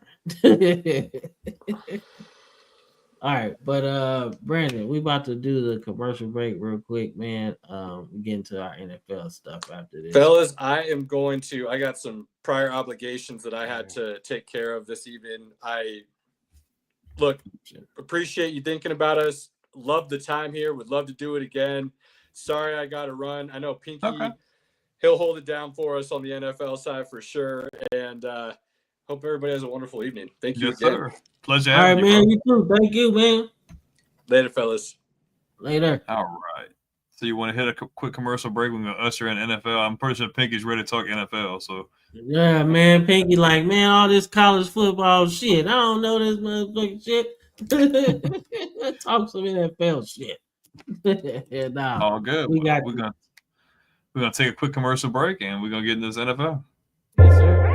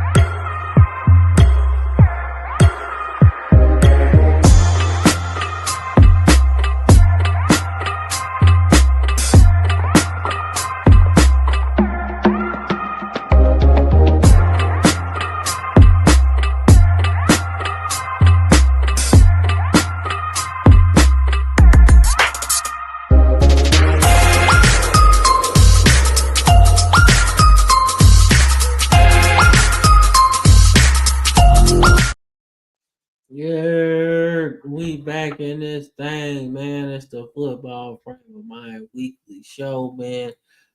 We appreciate all of it, man. All the viewership we gotten. Our special guests, man, Caleb and Pinky, man. We appreciate it. But let's get into some NFL stuff, man. All right, Let's we got go. the same format as the college, man. We're gonna talk about these boom or bust scenarios, right? So if you're an audio listener, I should have said that in the last thing. But nonetheless, if you're an audio listener, man, on the screen we got the Cardinals. They spent well and drafted well, right? So is it all put together or is just fool's gold, right? We got Matthew Golden, man, getting picked up by the Packers. They've been looking for a number one receiver. Is he the key to unlocking their offensive needs, right? All right, then we got Ashton Genty, man. The hype, man, being a top 10 running back in the draft is kind of becoming a dinosaur thing, right? Nobody sees that anymore unless you're Saquon or Adrian Peterson or LaDainian Tomlinson, those type of running backs, right? Go top 10, right? We've had some busts, right? But is his hype real? Can he take the Raiders offense to a different place. They don't have a guy like him. They haven't had a guy like him since probably Josh Jacobs, right? So they need something else. But is the hype real, right? Then we got the Patriots spending habits, right? No, it's a small screen, but look, that's their grocery list, and they went shopping. So we're gonna see what Brandon has to say about that. And then my biggest boomer bust is the Dolphins, man. If Tua plays, they win. If he doesn't, they look like ass. Simple as that, right? They don't make the AFC East look any better if Tua's not playing. Let's just say that. So, what y'all think? What's more of a reality? We'll start with you, Pinky. Where you want to start? You want to talk about Tua? I mean, wherever you want to start. That team's going to implode. Like by midseason, Mike McDaniel's getting fired. That team is in shambles, man. They overspent. They went for it. They went with a lot of the wrong players. They didn't build up a great culture there. That team is I don't even draft any of those guys in fantasy. Like, stay away from the Dolphins altogether. They're going to be a train wreck. I've kind of been not gonna say necessarily on the same train, but I like Cam and not like you say they're sleeping to make the playoffs. I don't see it. I just I see talent, but I don't see production. Especially 2 years ago they had the number one offense and they're freaking blowing people out, and then they go play Denver, and Denver puts a 50 piece on them. That's kind of things I remember. And it just seems like they're just in disarray. I just don't see a whole lot of promise. And I'm not getting into the Patriots right now, but I thought the Patriots have got a much more convenient situation. I feel like they could be in the running to have as many wins as Miami, if not more, in my respectful opinion. I think Miami's a finesse team and a team that's not playing together. I don't see an actual team for Miami. Nah, man. That's how I feel, man. I just feel like, man, if Tua plays, maybe they make it interesting because he seems like the only guy that really wants to be there half the time. Even the coach doesn't look like he wants to be there sometimes. So I don't know, man. I think they're in trouble, but I believe in Tua, right? I think he's the leader, the captain. But if he's not healthy, they're in trouble. If he goes down again, he's done. Yeah, if it's a head injury, you won't see Tua play anymore. I don't care what it is. We're not trying to have a situation with the guy from Any Given Sunday, right? You just wouldn't stop playing, and then now you're just really bad. So yeah, but the biggest boomer bust, man, is your Patriots, Brandon. Man, I think that's the biggest boomer bust to me on this whole thing, because y'all spent more than y'all really have ever, right? I've never seen a Patriots grocery list like this. Yeah, y'all add, Amendola, right? You add some guys like that, right? But never like this. So this is uncharted territory for me. So it's I think I really like it. It's recreating a culture. I feel like well, it's not even just that, but it feels like we were just in a state of dysphoria for the last 4 or 5 years. Just had no identity, not going anywhere. You hit goal with your quarterback last year. Looks good when the timing that he played, and I feel like all you did was get better. You bring in a guy like Vrabel who's familiar with the situation. I think who brings good stability. He's proven he's went to 2 AFC Championship games with Ryan Tannehill of all quarterbacks. And I feel like not even just that. You bring a guy like McDaniels in to run the offense. Proven Super Bowl winning offensive coordinator. You see what he was able to do with Mac Jones. Drake May is leaps and bounds better than Mac Jones. And I just think New England has done nothing but set themselves up really good, especially defensively. They got a guy from the Detroit Lions coaching the defense up. I feel like they did good with the players they brought in. I just feel like it's a completely different feel. And I think overall, this team's going to make strides this year. I'm not saying make playoff strides. I'm not saying that, but I think you'll see a much better coach team. I think they'll be more physical, and I feel like they'll be a lot more disciplined on both sides of the ball, especially defensively. New England is not going to be an easy out this year. No. You are going to have to come and play them hard, and they're gonna take it to you. Mike Vrabel's a great coach. That was a great idea. I thought hiring Gerard Mayo was awful. I love Gerard, but it just didn't feel right, and it just didn't feel like the team had any sense of direction at all. Vrabel, it's like you know exactly what you're gonna get. Yeah, and I mean Gerard, right? Gerard had the distinction of being a former player, right? So obviously, Kraft probably felt like, all right, well, let me see. But you end in a situation where the Cardinals were with Steve Wilkes for like a season, and it just didn't feel right. You know what I'm saying? Like this doesn't feel right. So let me just go ahead and we'll call it one and done, right? So I feel like now they got a coach that understands the true Patriot way, right? Like, because he was in the beginning of it. So it feels like he understands it, and they're going to be physical. And I think that's a big thing why they probably went Campbell in the first round. Like, yo, let's get physical. Let's do that again, right? You signed Milton from the Eagles, right? You gave him a lot of money, but you want to get that inside, right? Physical presence, right? Kind of like Wilfork. Like, let's get back to what we were doing good, right? We ran the ball well, and we had a good defensive line. Let's start there. We already got the quarterback, so look, we good.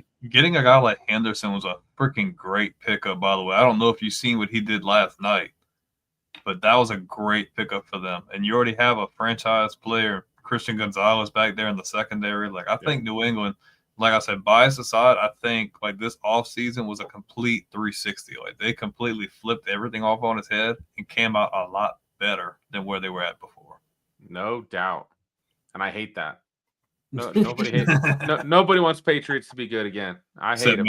Except me. Yeah, I like Vrabel. Vrabel's a good coach. He's going to do good. Yeah. But the next one, I wanted to talk about, man, is Matthew Golden, man. Like, we all know Jordan Love maybe got the contract a little too soon, right? You don't really understand. Like, he's a good quarterback. Obviously, they're having success, especially his first playoff run. They just go steamroll Dallas, and it's like, oh shit, okay. Well, didn't have that on my bingo card, right? So he looks good, right? But they've been missing a go-to receiver for a while. And I feel like I thought Matthew Golden wouldn't have been there, because I felt like he was going to go higher, just given his ability to catch the ball off different platforms. His speed, obviously, to take the top off the defense is very, very appetizing, in my opinion. And I feel like, okay, now they got a guy that's going to be pretty good that they can go to all the time, right? I forgot who the other guys are, but they're not like household names. Like, Watson's coming off of an ACL injury. So you're going to Reed, Wicks. They've got a lot of number 2s and 3s. They just didn't have that. They didn't have a dude. Yeah. And I feel like you got a chance to find your dude, right? That can help you out and open up your offense a little bit. So it's not just, it's 3rd and 8. Well, we'll just punt. We'll just hand it to Josh Jacobs and we'll just punt. Now I feel like they can be a little bit aggressive. Obviously, I know he's going to have a little bit of a tough road because receivers usually do. They got to learn how to beat people, at least man coverage anyway, because that's the biggest difference between college and NFL is press coverage. If you can beat that, you'll probably be good in the NFL. Usually, not so much. So I think this is a good one, man. I think it's really good. I like Matthew Golden. I like what it does for Green Bay. But, man, I don't know, man. Like, I like Jordan Love, but I'm not as high on Jordan Love as a lot of other people are. I think he's good, but I just haven't seen – he's been good, okay? But the extension was too soon, and I just need to see a little bit more. Like, yeah, now you got the number 1, but, like, what are you going to do with it? Because Green Bay defensively is good. Now, them losing Alexander in the secondary sucks. Yeah, that was But ass for that them. sucks for them. But like, I just don't know if getting Golden, like, I think that's a huge deal. I think he's going to be your guy for a long time. I just don't know if that gets them over the hump. I just don't know. And I just don't know what's going to happen if Jordan Love happens to find himself in the NFC Championship game. Like, what are we going to see? Like, that division's still tough. Detroit is still going to be really good. Minnesota might still be really good. And the rest of the NFC is not bad either. So it's a coin flip for me. I don't know if it changes the outcome of the team, but this does at least help with the Jordan Love evaluation, because it's hard to evaluate how good he really is when he's throwing to 2s and 3s. I think they had the most drop passes of any team in the league last year. That's hard, like, for a quarterback to deal with. I was in Green Bay on draft night, and when they drafted Golden, the whole, I was in Lambeau, and the whole crowd went nuts. Like, it was crazy when they drafted him. Since they hadn't drafted a wide receiver in the first round in like 20 years. So, and Golden seems to be a good kid. So hopefully things will work out. And they probably needed to go out in free agency and probably get another guy to go along. But, limited option. Maybe they can trade for Tyreek because, he'll be done soon. Oh my gosh. Now that would be the difference maker. See, I don't think that's gonna work because he don't like cold weather. And he don't like Tua either, so something's got to change. That's true. They don't like each other either. Yeah. You gotta cut your losses, and Tyreek Hill will probably be gone, man. So, but we get in this last one, man. I just think Ashton Jeanty going to the Raiders was a perfect fit. I think the next fit would probably have been Chicago. So I just want to see how it works, man. I think he changes their offense so much, because they're giving him like, oh my God, he's like a top 10 running back already, right? I'm not going to say that. But in terms of talent, he could be. He really could be. So I just kind of want to see what Pete Carroll does, right? Because one thing about Pete Carroll, he always likes to have a good running back. No matter who it is, how it goes, and he got a really good one. So I want to see how it's going to work with him, right? Does he take the pressure off of Geno, right? Because Geno's going to need it. He's going to need some help, right? For them to even compete in this division at all. Like, you're going to have to run the football. You're going to have to run the football, period. Because the Chargers are good. The Chiefs are good. The Broncos are pretty good too. So you're gonna have to do something in this division. So I think it helps them, but I don't know if they're gonna get it. I think I like Ashton a lot. I thought he should have won the Heisman, just my personal opinion.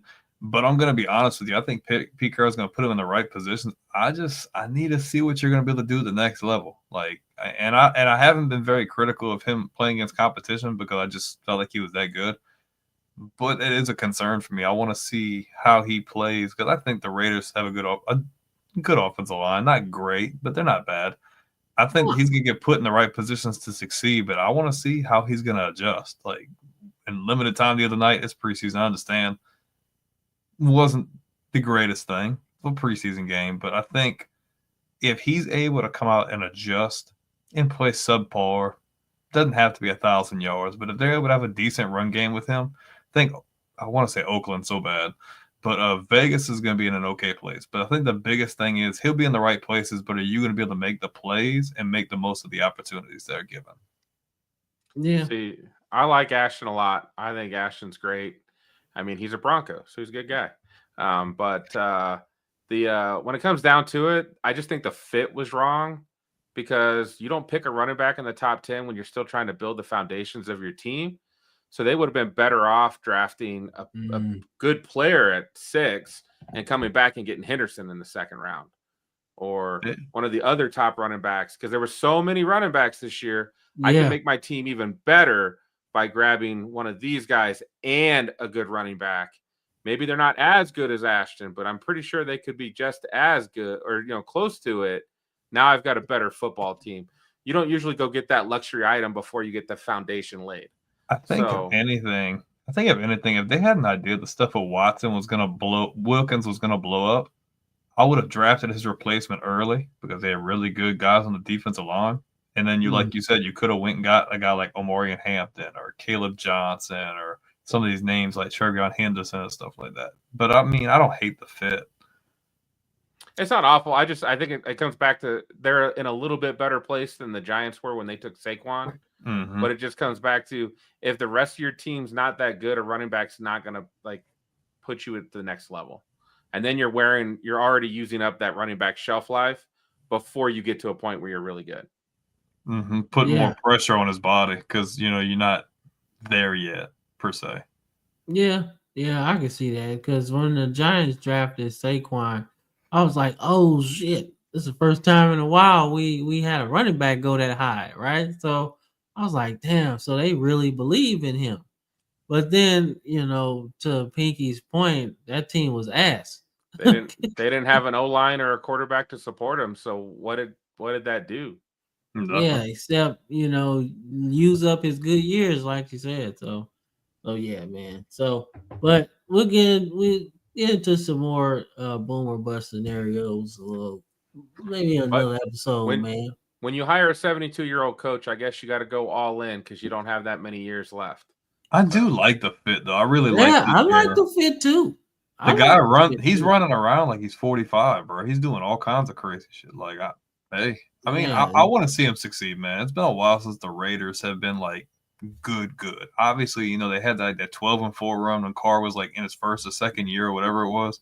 But it feels like since then they've been really like mediocre. They've been teeter I think that was 2016, and he broke his leg.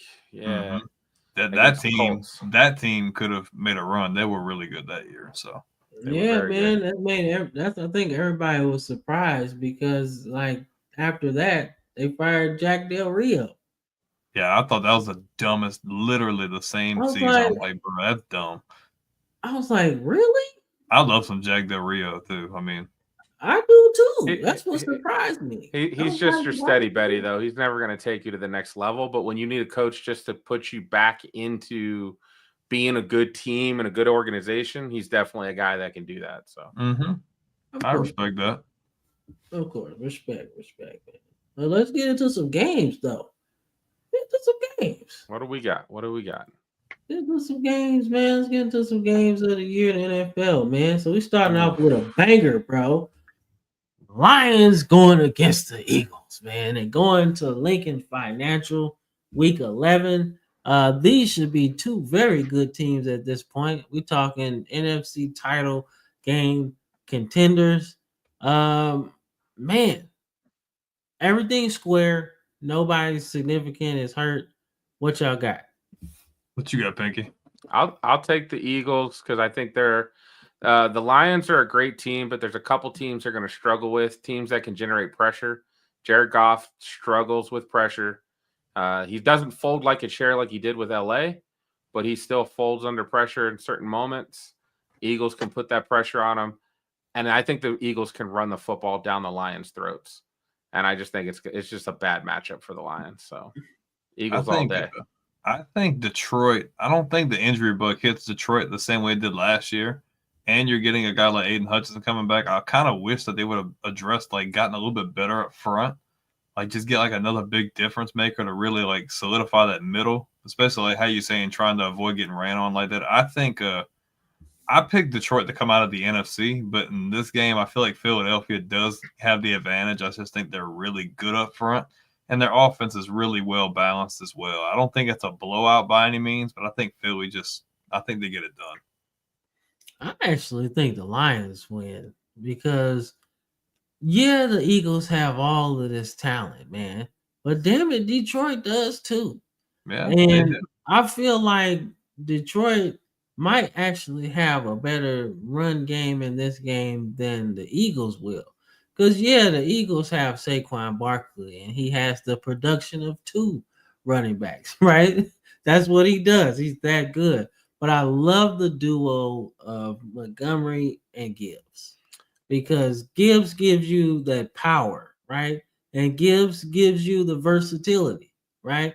And if you have them lined up in a two-back set, I think it opens up their offense tremendously. And I'm a little concerned about the Lions center that retired. Mhm. And That is a little bit. Frank Ragnow was a great center, and he's not there no more. And that's an Mm. easy way to put pressure on Goff is right up the middle. So Yeah, I'm a little worried about that. yeah. I do think he has a great season, though. I think Absolutely. I think Goff can put up MVP. I picked him to win MVP. I think Like- he could be that good, but I do definitely agree with you on that.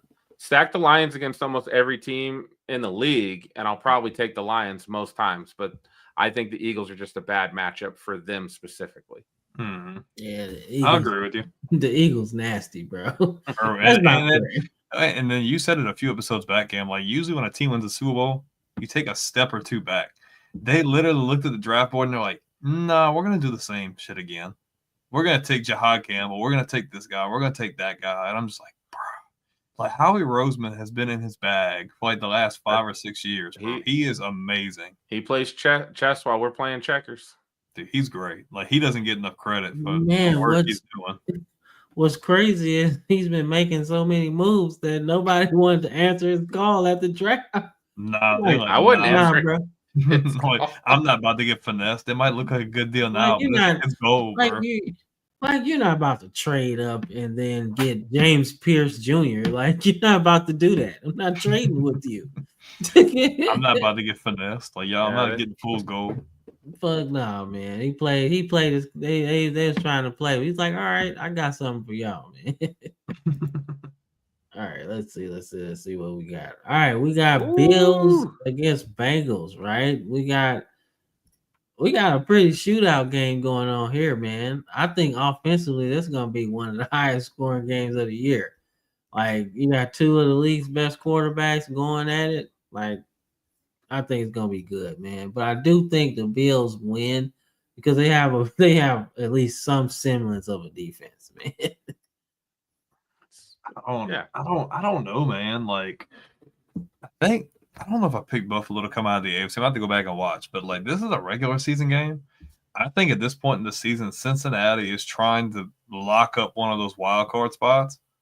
I mean, yeah, defensively, you kind of have a question mark. Hendrickson still hasn't signed his deal. You get Shamar Stewart back, but the fact that Higgins and Chase aren't a question mark anymore, and you have Chase Brown coming back, who I thought he was pretty good for them last year as well. Yeah, I like I Chase. think Cincinnati's offense is going to be damn near impossible for people to stop. Like, obviously, defense wins championships, and I think that this would be a good game. But I don't know, man, because they could have beat y'all last year twice too, Cam. They were in spots where they should have beat y'all. It just unfortunate That circumstances. is true. But you know what? I'm gonna roll the dice. I really like Buffalo. I like what they've got going on, but I'm gonna roll the dice. I'm gonna say Cincinnati here. All right. I'm gonna take Buffalo. James Cook and Ray Davis running all through the Bengals because they can't stop nobody. Oh, you just got to stop the Bengals once or twice, which is what happened in a lot of games last year. They were one of the teams that have scored 30-some points and lost multiple times in the season. It's like how the Saints were with Breeze when they had those historically bad defenses dropping 35 to 40 a game, but the defense can't hold ice water. So, yep. Dude, nah, your Saints defenses was bad, bro. the Rob Ryan and Spagnuolo. Yeah, that was rough, man. That was rough. That's why I can't believe Spagnuolo's having so much success with the Chiefs, man. He was horrible as head coach of my Rams. It's easy to do when you got a Hall of Famer D tackle like Chris Jones. Yeah, Chris Jones be fucking shit up. Yeah, I fucks with Chris Jones, man. All right, man. Woo! We got the Bears. We got the Bears going to visit the Commanders. I feel like this is a good game, man. This is two of the young quarterbacks going at it. The Bears have an idea of what they want to do, right? They have a clear vision now. And the Commanders got the Rookie of the Year last year. So I want to see what they do, man. I want to see what they do with two young quarterbacks going at it, man. So what y'all think? Go right ahead. I'm going to take Chicago here. I think Ben Johnson's going to make a big difference for that team. They definitely struggled on the offensive side of the football and just having a good scheme. I also think Washington's going to regress a little bit this season. They came back and won a lot of those games, which made those numbers look kind of inflated towards the end of the year. they're not going to sneak up on anybody this year. They did rely on turnovers, which is what Dan Quinn is good at, is getting his defense to get turnovers. You can still go 20-20, and a lot of teams put up, 30 points or more on the Commanders. I didn't see a lot of defensive improvements. And they're still messing with Scary Terry. Like, what are you guys doing? Scary Terry's been your guy for years. He's been doing 1,000-yard, 6-7 touchdowns with no quarterback. You finally get a quarterback, and now you want to play with his money? Just pay that man. Let's go. As an LSU guy, I love Jaden Daniels. I like what the Commanders were able to do, but I don't think they were expecting to be so ahead of schedule. I'm going to side with him in the sense that, like, it's not going to be a surprise. It's kind of like a lot of these teams when they have mobile guys and they come out hot like that. Yeah, other teams are going to adjust. I think Washington's still really talented. You did really good by bringing a guy like Laramie Tunsil in there. I thought that was a really good move. But if you, for some instance, if McLaurin's unsatisfied and you don't trade him and he doesn't want to play, or if he's just not putting it up, like that puts you in a bad spot where Deebo Samuel is your number one guy, and I don't think you want to be in that situation. I really like, other than the clips I've seen of Caleb Williams throwing the other day, I think he had too much fingernail polish on. But dude, they did really good at building the roster around him. Good offensive line. He's got more weapons like Luther Burden. You did good at running back.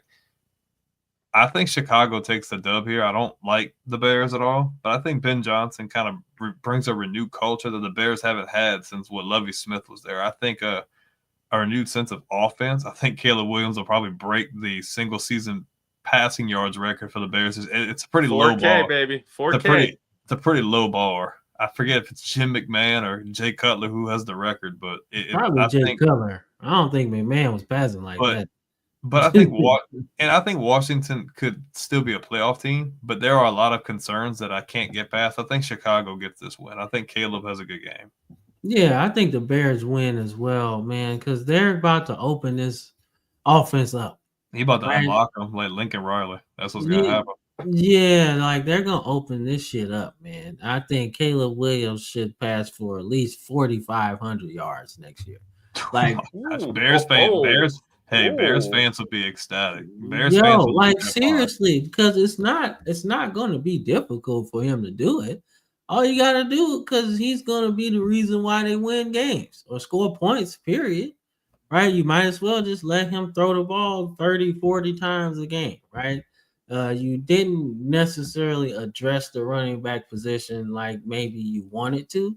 So, fuck it. Let's throw this shit around.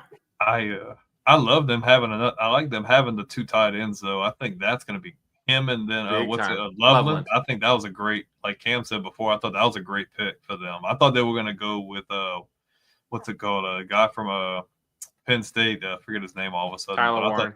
I thought they were going to go with him. So we were watching live and we were like, whoa. Like, I didn't see it coming.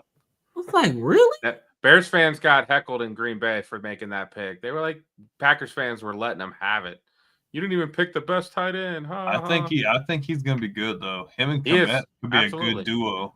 Yeah, but everybody's going to be looking at the tight end position through the Brock Bowers lens. Because he played so fucking good last year. And I feel like people were kind of like, yeah, but. Ain't nobody else to throw to out there in Vegas. That's what I'm saying. So I think everybody's kind of going to be looking at that as like, okay, that's the standard for tight ends now. I mean, not really. Not if you're going to pick Colson Loveland. You know what I'm saying? So I think they're going to open it up a little bit. And I think the Bears could win like 7-8 games just off the strength of them just having a guy that knows offense. All right. Shout out to Tyler for the super chat. Chat. Tyler, man, the 199, man. We love you too, man. We love you too. Thank you. Appreciate that, man. So, but let's get into some other stuff. There's some good games on here, man. Let's go. The Darnold train returns. Not returns, but the Darnold train is going against the old Darnold train station. So this is gonna be fun, man. Sam Darnold cashed in on his Pro Bowl season, man. Got the Vikings to the playoffs, man, look real good. Like, oh shit. But then he got paid. And Seattle just decided to get rid of some of the weapons as well. So don't know how that's gonna work. But the Vikings are in a weird situation too. We drafted a guy at 10th overall and he did not play. So technically this is his rookie season. So you got Justin Jefferson to throw to. You got Aaron Jones out the backfield looking like a young man again. And they got a pretty good defense as well. So I'm gonna go with the Vikings, man. I think they just it feels like they have a lot more, right? At least in terms of defense and the fact that they got a two-headed monster at receiver. I'm not sure what the Seahawks have for real. I know they got a running back in Kenneth Walker. They obviously got Sam Darnold, but what is truly left of Cooper Kupp? What's left? Then you get rid of Noah Fant. Like, what are we doing there? You got DeMarcus Lawrence on defense, but what's left of him, right? After his years with the Cowboys. So I don't know. That's why I'm going with the Vikings. I'm not sure what the Seahawks have, man. I'm going to take the Vikings here, and it's really just because Brian Flores can bring pressure. And we saw it last year. When Sam Darnold was pressured towards the end of the season, he folded like a chair. And that's why he looked so bad. That's why at the end of the day, Vikings were like, I think we can let you go. I think we'll be okay letting you go. We're not going to pay you what Seattle's going to pay you. So have a good day. That defense is nasty. Brian Flores brings that pressure from all different angles. He brings more than you can block. Seattle's O-line is not great to begin with. Vikings all day. Hey, I'll give some respect where it's due for Seattle's defense. I think they're young. I think they're hungry. I thought Seattle's been doing really good in the draft on defense. But offensively, there are question marks. You let go of a veteran and Lockett. You trade DK Metcalf. I really like JSN. And like Cam said, I'm not sure what we're going to give a Kupp. I would love to hope to see him to get 1,000 yards. That would be great. I think Kenneth Walker's okay. He's not bad. He's serviceable. But with questions on the offensive line, that is a question mark with Darnold. Like, how will you handle the pressure? Will you fold, like you said before, or will you be able to kind of handle that and be able to kind of get back to that same kind of like MVP caliber season you were having before obviously everything went to crap at the end? But I think Minnesota, man, they're loaded from top to bottom. Obviously, the biggest question mark is the quarterback position. You have a guy who, winner in college, got to sit back and watch Darnold perform and do things last year. But that's probably the best situation for a guy coming into year one, man. You have a stud at running back in Jones. You have Addison. You have Jefferson. You have Hawkinson. Like, the offense is good. I think they have a pretty good offensive line. Defensively, they're nasty. They're really good, and they're very physical. I think Minnesota has too much. I think Minnesota gets the win. Yep. Yeah, I think one of the things that's very underrated is Kevin O'Connell is a great coach, and he was able to get wins from Nick Mullins and Josh Dobbs. Good offensive line. When Kirk Cousins got hurt. And so if he can do that, I'm not worried about J.J. McCarthy. Will J.J. McCarthy be elite? Maybe not. But can he be enough to win you games? I think so. Yeah, definitely. And it helps when your defense is that good, too. It takes a lot of pressure off of you. Agreed. And you have a freaking all-pro receiver, so it definitely helps. Yeah. All world. Yeah. 99 on the Madden ratings, if you want to know. You don't get that if you're a bump. Let's just say that. All right. Well, I got a few more, man. We got my Ravens going to Detroit. Should be fun, man. I'm excited. I want to see this game. I want to see our defense. If our defense is really up to snuff, I mean, look, I'm excited to see Mike Green out there. We got this big outside linebacker named Owe. He has 9 sacks the last 2 years. Let's see who else I'm excited about, man. I'm excited about this secondary, bruh. We got Malachi Starks back there. We got Nate Wiggins. We got Marlon Humphrey, Kyle Hamilton. Like, yo, then we got Alexander. man. Like, Yeah, man. Like, look, I'm excited, man. I think the biggest thing for our defense is like finding a running mate next to Roquan Smith. Like, we need somebody next to him, like Patrick Queen was. Like, it felt like that was the best linebacker duo in the league because they were both sideline to sideline guys. And it felt like that was good. And that's what I feel like's missing. And if we find that guy on defense, we're gonna be good. This is still early, so we mixing and matching, obviously. But I think we can take Detroit. I think our physicality up front is gonna be nasty. I think we can throw Lamar at him running. Lamar obviously can pass. Then you got the ageless wonder that is Hopkins. So we'll see how that works. I think he's a true number one. I think Lamar's never had one. And usually when receivers are older and come to the Ravens, been pretty good. So I mean, I want to say who we have? Mason. He was pretty good Smith, after yeah, Anquan. Mason. Anquan, Anquan. right?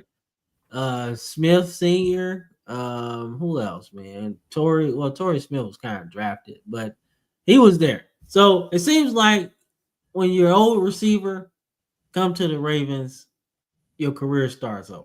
You only got to do like we'll- 30 snaps. You'll be fine. We'll see. Zay Flowers, Bateman. They got some dudes. Yeah, Yeah, if Mark Andrews doesn't eat too much popcorn this time. Man, look, just gone this week. Man, don't remind me. I heard. What y'all think? Well, Cameron, I'm gonna give it to you real. Ravens gonna put that whooping on the Lions, because I'd be a hypocrite if I said the Eagles were gonna beat the Lions for being able to run the football and play good defense. The Ravens can do the same thing. It's a bad matchup for the Lions. I think the Ravens are gonna win by 14. I think it's a good matchup. I think defense is a real question. I think Detroit is good in the secondary. Guys like Brian Branch and company back there. I think Baltimore's physical on defense. I think it's just going to depend who can score more. I think that's when it's going to come down to. Derrick Henry can run the ball. Detroit's got good running backs. I mean, Baltimore's secondary is going to be tough. mm-hmm. Tough. They're gonna have to attack within the first 10 yards or so, attack the middle and attack the sidelines and make them respect you like that. You might be able to take a shot deep. I would love to see Detroit get this win. I think Goff is really good. I just think Baltimore top to bottom as a top 3 roster.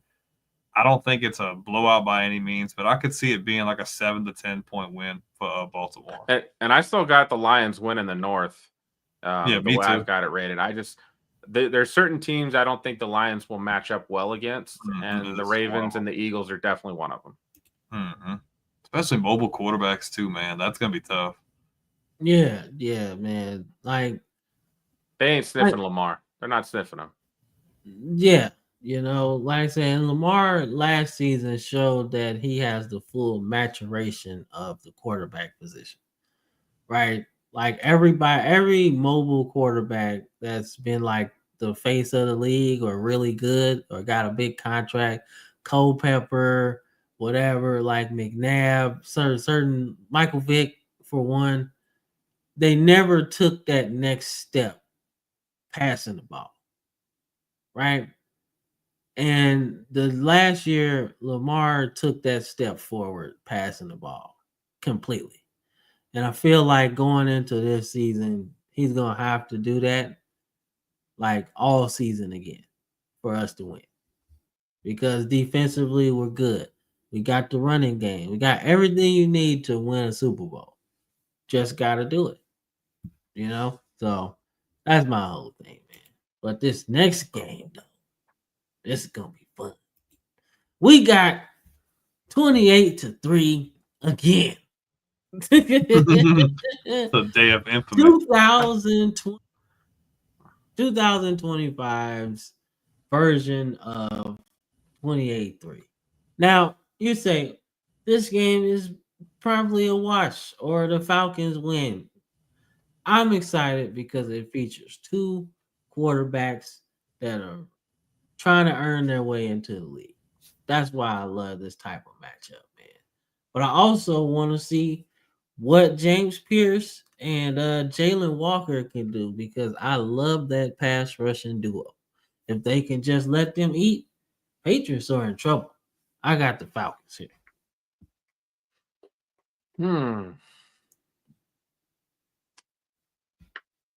Oh, man, that's a tough one.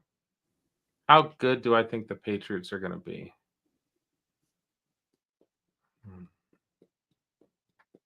Yeah, give me the Falcons on this one, but it's going to be tight. Drake May's still going to sling it. That dude's got a cannon. Penix does have the best looking football in the game. Bijan, Pitts, what's his name? Drake London. Mooney's got my respect. That dude balls. I think they're just a little bit too much on offense for the Patriots, but this will be a good game. I think the difference maker for me is secondary. I think both of them have a really good secondary. I think having a guy like Gonzalez, and then you bring in, I forget his freaking name on the graphic. We brought him in from the secondary. He used to be on Tampa Bay, really good in the secondary. And then Atlanta has freaking Jesse Bates and AJ Terrell, and I think it's gonna be a tight game. Blowout by no means. This could be a 1-possession, 3 to 7 point game. I'll probably give Atlanta the edge. I just think they have a little bit more talent wise. Although I'd really want to see us get that win though. All right. Nah, man, you know, arguing for me, man. I just like that pass rush, man. James Pearson and Jalen Walker, man. I just want to see them just rush the pass. Well, they can't be any worse than what was there last year, so. Yeah, it's true. True. All right, this should be the last one, man. All right. Ooh. I don't know why this game is on here, but I was feeling real excited watching Cam Ward talk about his motivations for the team. And I just want to see him go head to head with Justin Herbert. Like, that should be fun. Like, because he's going to make his mistakes, obviously, being a rookie. But I just want to see him, you know, play against a good quarterback. That's pretty much why this game is on here. I don't expect the Titans to win at all, but I do want to see how he looks going against one of the league's best passers. Cameron, you could have had Bills, Chiefs, Chiefs, Bengals. You could have had Broncos, Chiefs. You got a ton of games on here, and you bring us this. Chargers are gonna steamroll. Yes, Cam Ward's gonna have a bad year. Herbert is a regular season god, bro. He's gonna put up like 450 on them. That he won't do that because they'll run the ball too much for that. Yeah. Jim Harbaugh is gonna have Najee and Omarion Hampton running the ball. This is just gonna be a turd. This is gonna be a 20-point game. This is a game that better be on Thursday night. That's okay though. That's okay. That's all right. It'd be on Thursday, but that's cool for the rookie quarterback. Man, you really could have picked Chiefs Bengals. I would have definitely much rather picked that game. Man, y'all not gonna stop nobody. Don't nobody want to see that shit. I'd much rather watch that game than this one. But that's an enjoyable game to watch. Watching Joe Burrow put up 40 points and then lose is still fun. Not for him. That dude was MVP last year for sure. Oh, man. If they would have had defense and made the playoff, because if they had defense, they would have won the playoff. Not won the playoffs, but made the playoffs. He would have won the MVP. He was lights out, bro. You can't do any. Like, I was listening to a guy talk earlier, and he was like, man, there's not many guys in the league that you can see like that doesn't make bad reads. He just always feels like he makes the right decisions, put the ball in the right spot. Just sometimes just shit happens. Like if they're even somewhat sensible on defense, like if they find a way to get Hendricks out on the field with Stewart, I think they can make the playoffs. I don't think Stewart's going to be good at all. So you don't think so? I wouldn't have taken him there, but you got to bring it in college. And he just didn't do enough. He didn't do anything. Everybody freaked out over and I'm not saying he won't be good. But we talked about the crazy combine numbers, and I think that's like what shot him up there. But you could have got any of those other really good pass rushers. And if you wouldn't have had to deal with all this. Pay Hendrickson, put each one of them on either side, like whether it been Jalen Walker or whoever, like then you would have been good. that's a really good offense to not be in the playoffs. You know what I mean? Like that, because if Cincinnati makes the playoffs, they've beaten Kansas City in the playoffs before. Who's to say they couldn't do it again? If you got a team that can put up 40 points on anybody, I mean, they put up 30 on Denver's defense, and I'd say our defense is one of the best in the league. Yeah. And we and again, our second corner could not cover T. Higgins that game. He had 3 touchdowns. So we covered Chase, but we couldn't cover Higgins. Anything's possible when you get in there and you have the right matchup, but I don't see how they don't struggle throughout the year, because it's just going to be those games where Burrow puts up 400 yards, 3 touchdowns, but he threw 2 picks, and the defense couldn't hold up. It's going to be a long year for the Bengals. It's crazy. Well, it's crazy, man. You got 2 number ones. You literally have 2 number ones. Like, T. Higgins could be a number one wherever he wants to go. You just need somewhat sensible defense, bro. Like, if they could have found a way to keep Jesse Bates, that's over with. Like, you'll be fine. But you don't even have that. Like, all you have is Hendrickson and who's it? Logan Wilson. He's a freaking tackle machine. He's not bad, but like outside of that, they don't have anything. Nothing on defense. Like I think Shamar Stewart's gonna be serviceable in the league. I think he'll fall within where he's supposed to be in production wise. He'll have a couple of seasons of like 8 sacks or whatever. Bengals would have been better off grabbing Jadade Barron at 18 than taking Shamar Stewart. They had a lot of options too. It was a deep class of pass rushers. Like, you could have reached there, and Malachi Starks at 18 would have been. That's what I thought. That's what I thought was going to happen. You get your Jesse Bates replacement. Yeah, I can find a Shamar Stewart average D lineman anywhere in the draft. Yeah, everybody was banking on that. It won't matter. This thing won't matter, even if he does play good. And you do get Hendrickson on the field. Because stop being a tight ass. Stop pinching freaking pennies. The guy's got freaking Hendrickson's got 30 sacks in 2 years. I don't give a shit if he's 30. Pay him. You're not going to get that from anybody else. Like, you're not trading for nobody else. Like, nobody wants to go. This comes back to, if you can't afford to be an NFL owner, then you shouldn't be an NFL owner. I don't even think it's that. I just think he's just a tight ass, bro. Their freaking workout, their weight. Like, I remember AJ Hawk and them were talking. It's like, man, the freaking weight room was horrible. The facilities were horrible. I don't think it's a matter of not having the money. I just think they're cheap. I just think they're that freaking cheap. I don't think that ownership group though has actual like a lot of money backing them up. A lot of equity and stuff like And you need that these days, dude. I mean, they've always been cheap though. But if you get like another 2 years down the line, and you're not showing Burrow any sense of like, hey, I'm gonna actually help you defensively, he's gonna dip. Man, because he made it in year 2, bro. Like, it's the same thing with like Marino, man. You make the freaking Super Bowl so early, like you want to make it back. And obviously Marino never left. But if Marino would have been in this day and age and that happened, he would have left in a heartbeat, because he's like, dude, screw that. I'm gonna go get paid and I'm gonna go win. You know what I mean? Like, I tell you what, if the rumored trade, which I heard like as a kid, was like Barry Sanders goes to the Dolphins right before he retired. oh my God. And I said, yo, why they didn't do that?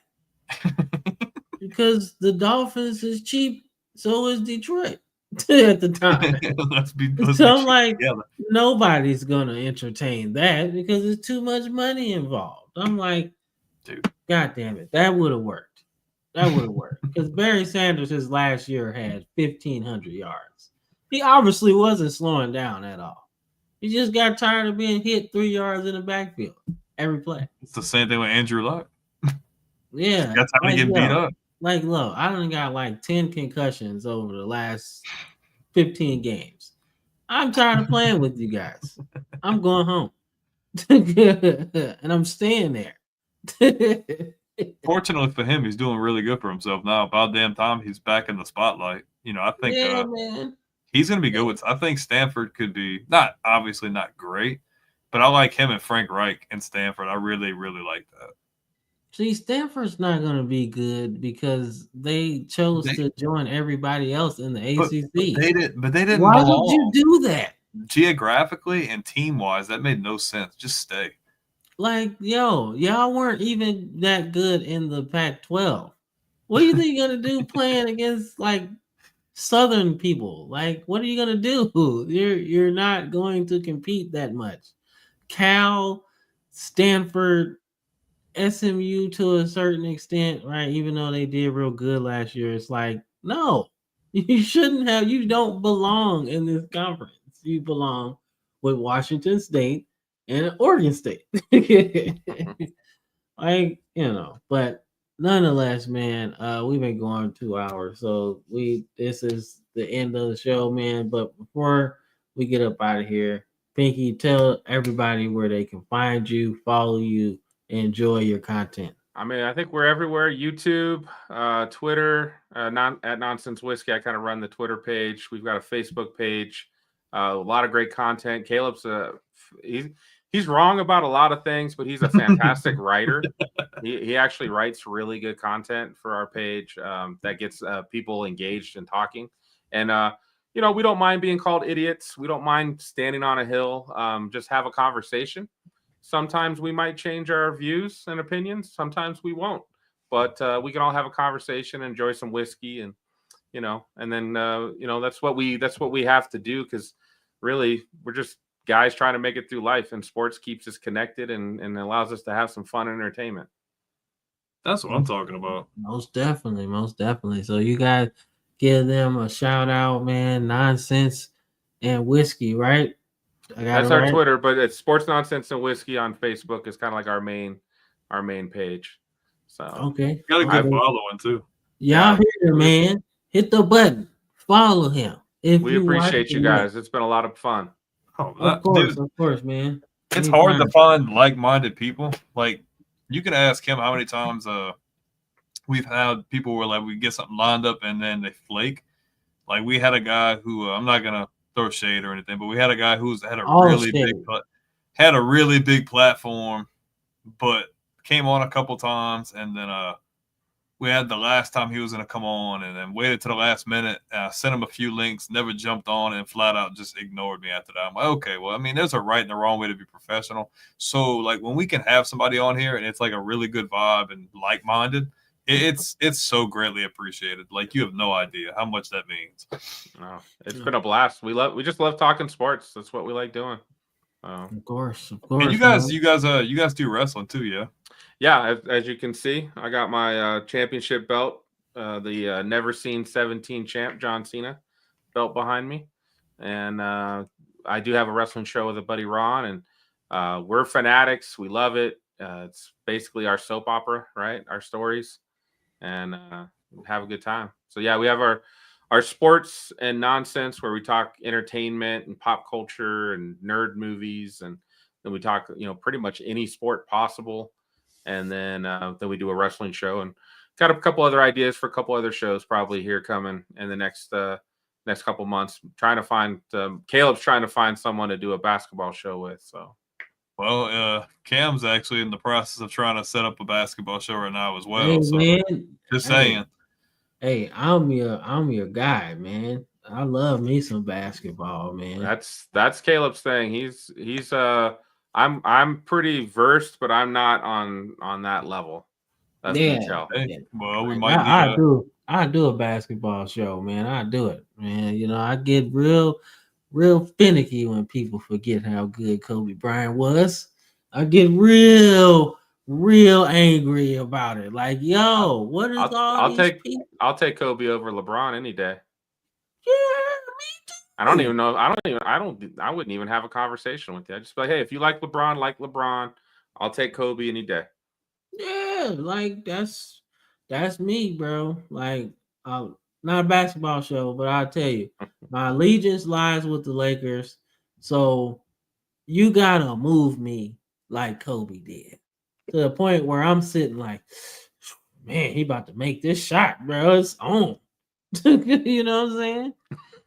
That might be a conversation to be had then, because he's been working on trying to get a basketball show. We do a wrestling show too. We touch on like more like old stuff, like we do all kinds of like top 5 lists and stuff.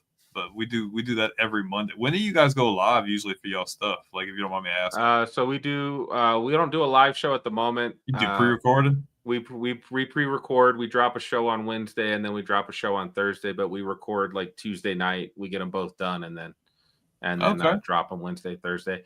The recordings, or when we go when we used to go live a lot more, there'd be a lot more audio issues and different things like that. So it's easier just to keep it on a recording for better Understandable. quality. We when we first started, we started on Zoom, That's so how we we completely started. understand the quality.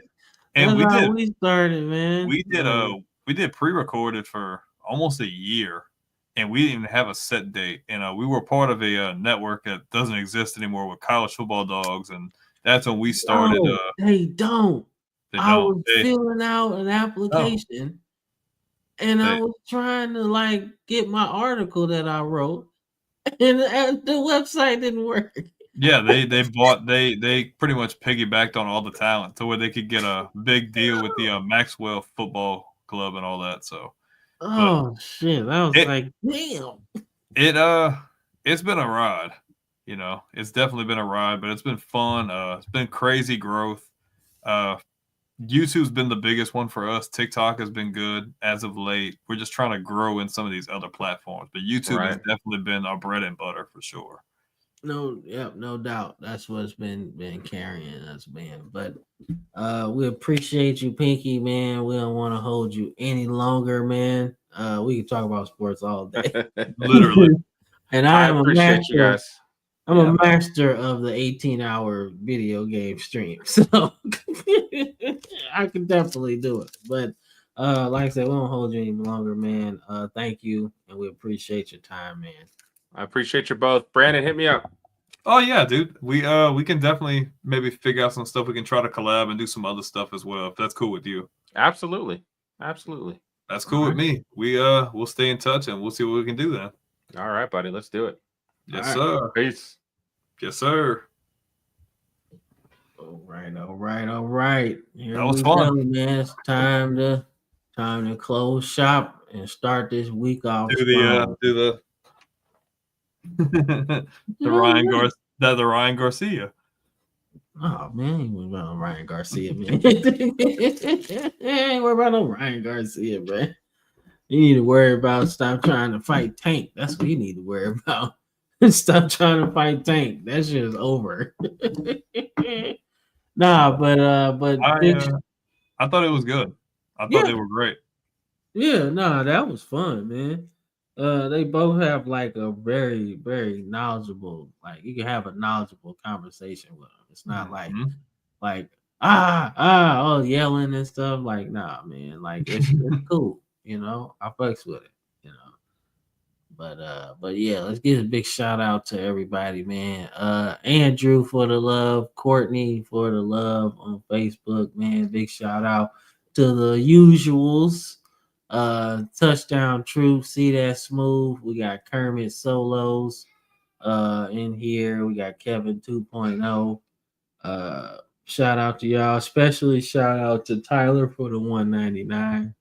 And before we even get up out of here, y'all follow Brandon's Facebook page. He's close to 100 followers, so he can live stream through his page. Okay, y'all gotta do it. You gotta do it, man. You got to. It's like you don't have a choice. You're at gunpoint. you have to do this. This is not a negotiation. You follow him, right? He's very close to what he's trying to do. So y'all do that, man. So, but before we get up out of here, man, anything you gotta say to the people? Well, I don't want to feel like I'm pushing the page down you guys' throat. It's not about making money or anything. I just want to I want to reach more people. You know, I do a lot of reaction reels and stuff, whether it be like old school like presentation, like Pro Bowls and stuff, plays, all kind of stuff like that. So if you like reels and like reaction reels to like college football, NFL, check it out. And not even just that, I would love to be able to stream like the game streams through Facebook, because I know a lot of people who I think that would like that. I'm not saying, oh, I want to get to 1 million on Facebook. No, but like just to get to 100, it's a new page. It's not anything fancy. All I do is upload reels, and it'll be greatly appreciated. But if you guys are not already subscribed on YouTube, smash the subscribe button. If you like the video, smash the like button. and hit that bell notification so every time we go live, you will get a reminder. You'll be able to click into the live game streams, to the unboxings, to the weekly shows, to the shorts, to everything. Not even just that. We're everywhere. Facebook, TikTok, Twitch, all of that, X as well. And not even just that. If you love these weekly shows, maybe you're an audio person, or you don't have time to sit down and physically watch it, dude, we've got you. Spotify, Apple, Amazon. You plug it in your ears, whether you're at work, you're fucking off at work, maybe you don't want to work, you're driving home from work, or maybe you're at the gym and you just want something to kind of chill, stimulate your brain. Dude, check us out, man. Football Frame of Mind everywhere. We are on the road to 50,000 subscribers on YouTube before the end of the year, and we are on the road to 100 million views on the channel before the year. As of right now, we're at 35,235. And then lifetime views, we're at almost 87 million, man. We couldn't be here without you guys. We just want to say thank you to you guys. Help us get there so we can reach even more people that like this kind of content. Screw ESPN because they're about to ruin the NFL Network. Screw Fox. Screw all of them. We are the alternative. We are. Yes, we are, man. We are definitely trying to bring back sports media one show at a time, man. So we'll see y'all next Sunday. We appreciate everybody who watched today, and special thanks to our special guests today. But we'll be back Sunday, same time, same place, Football Frame of Mind, and we will catch y'all on the next one. Peace. Peace.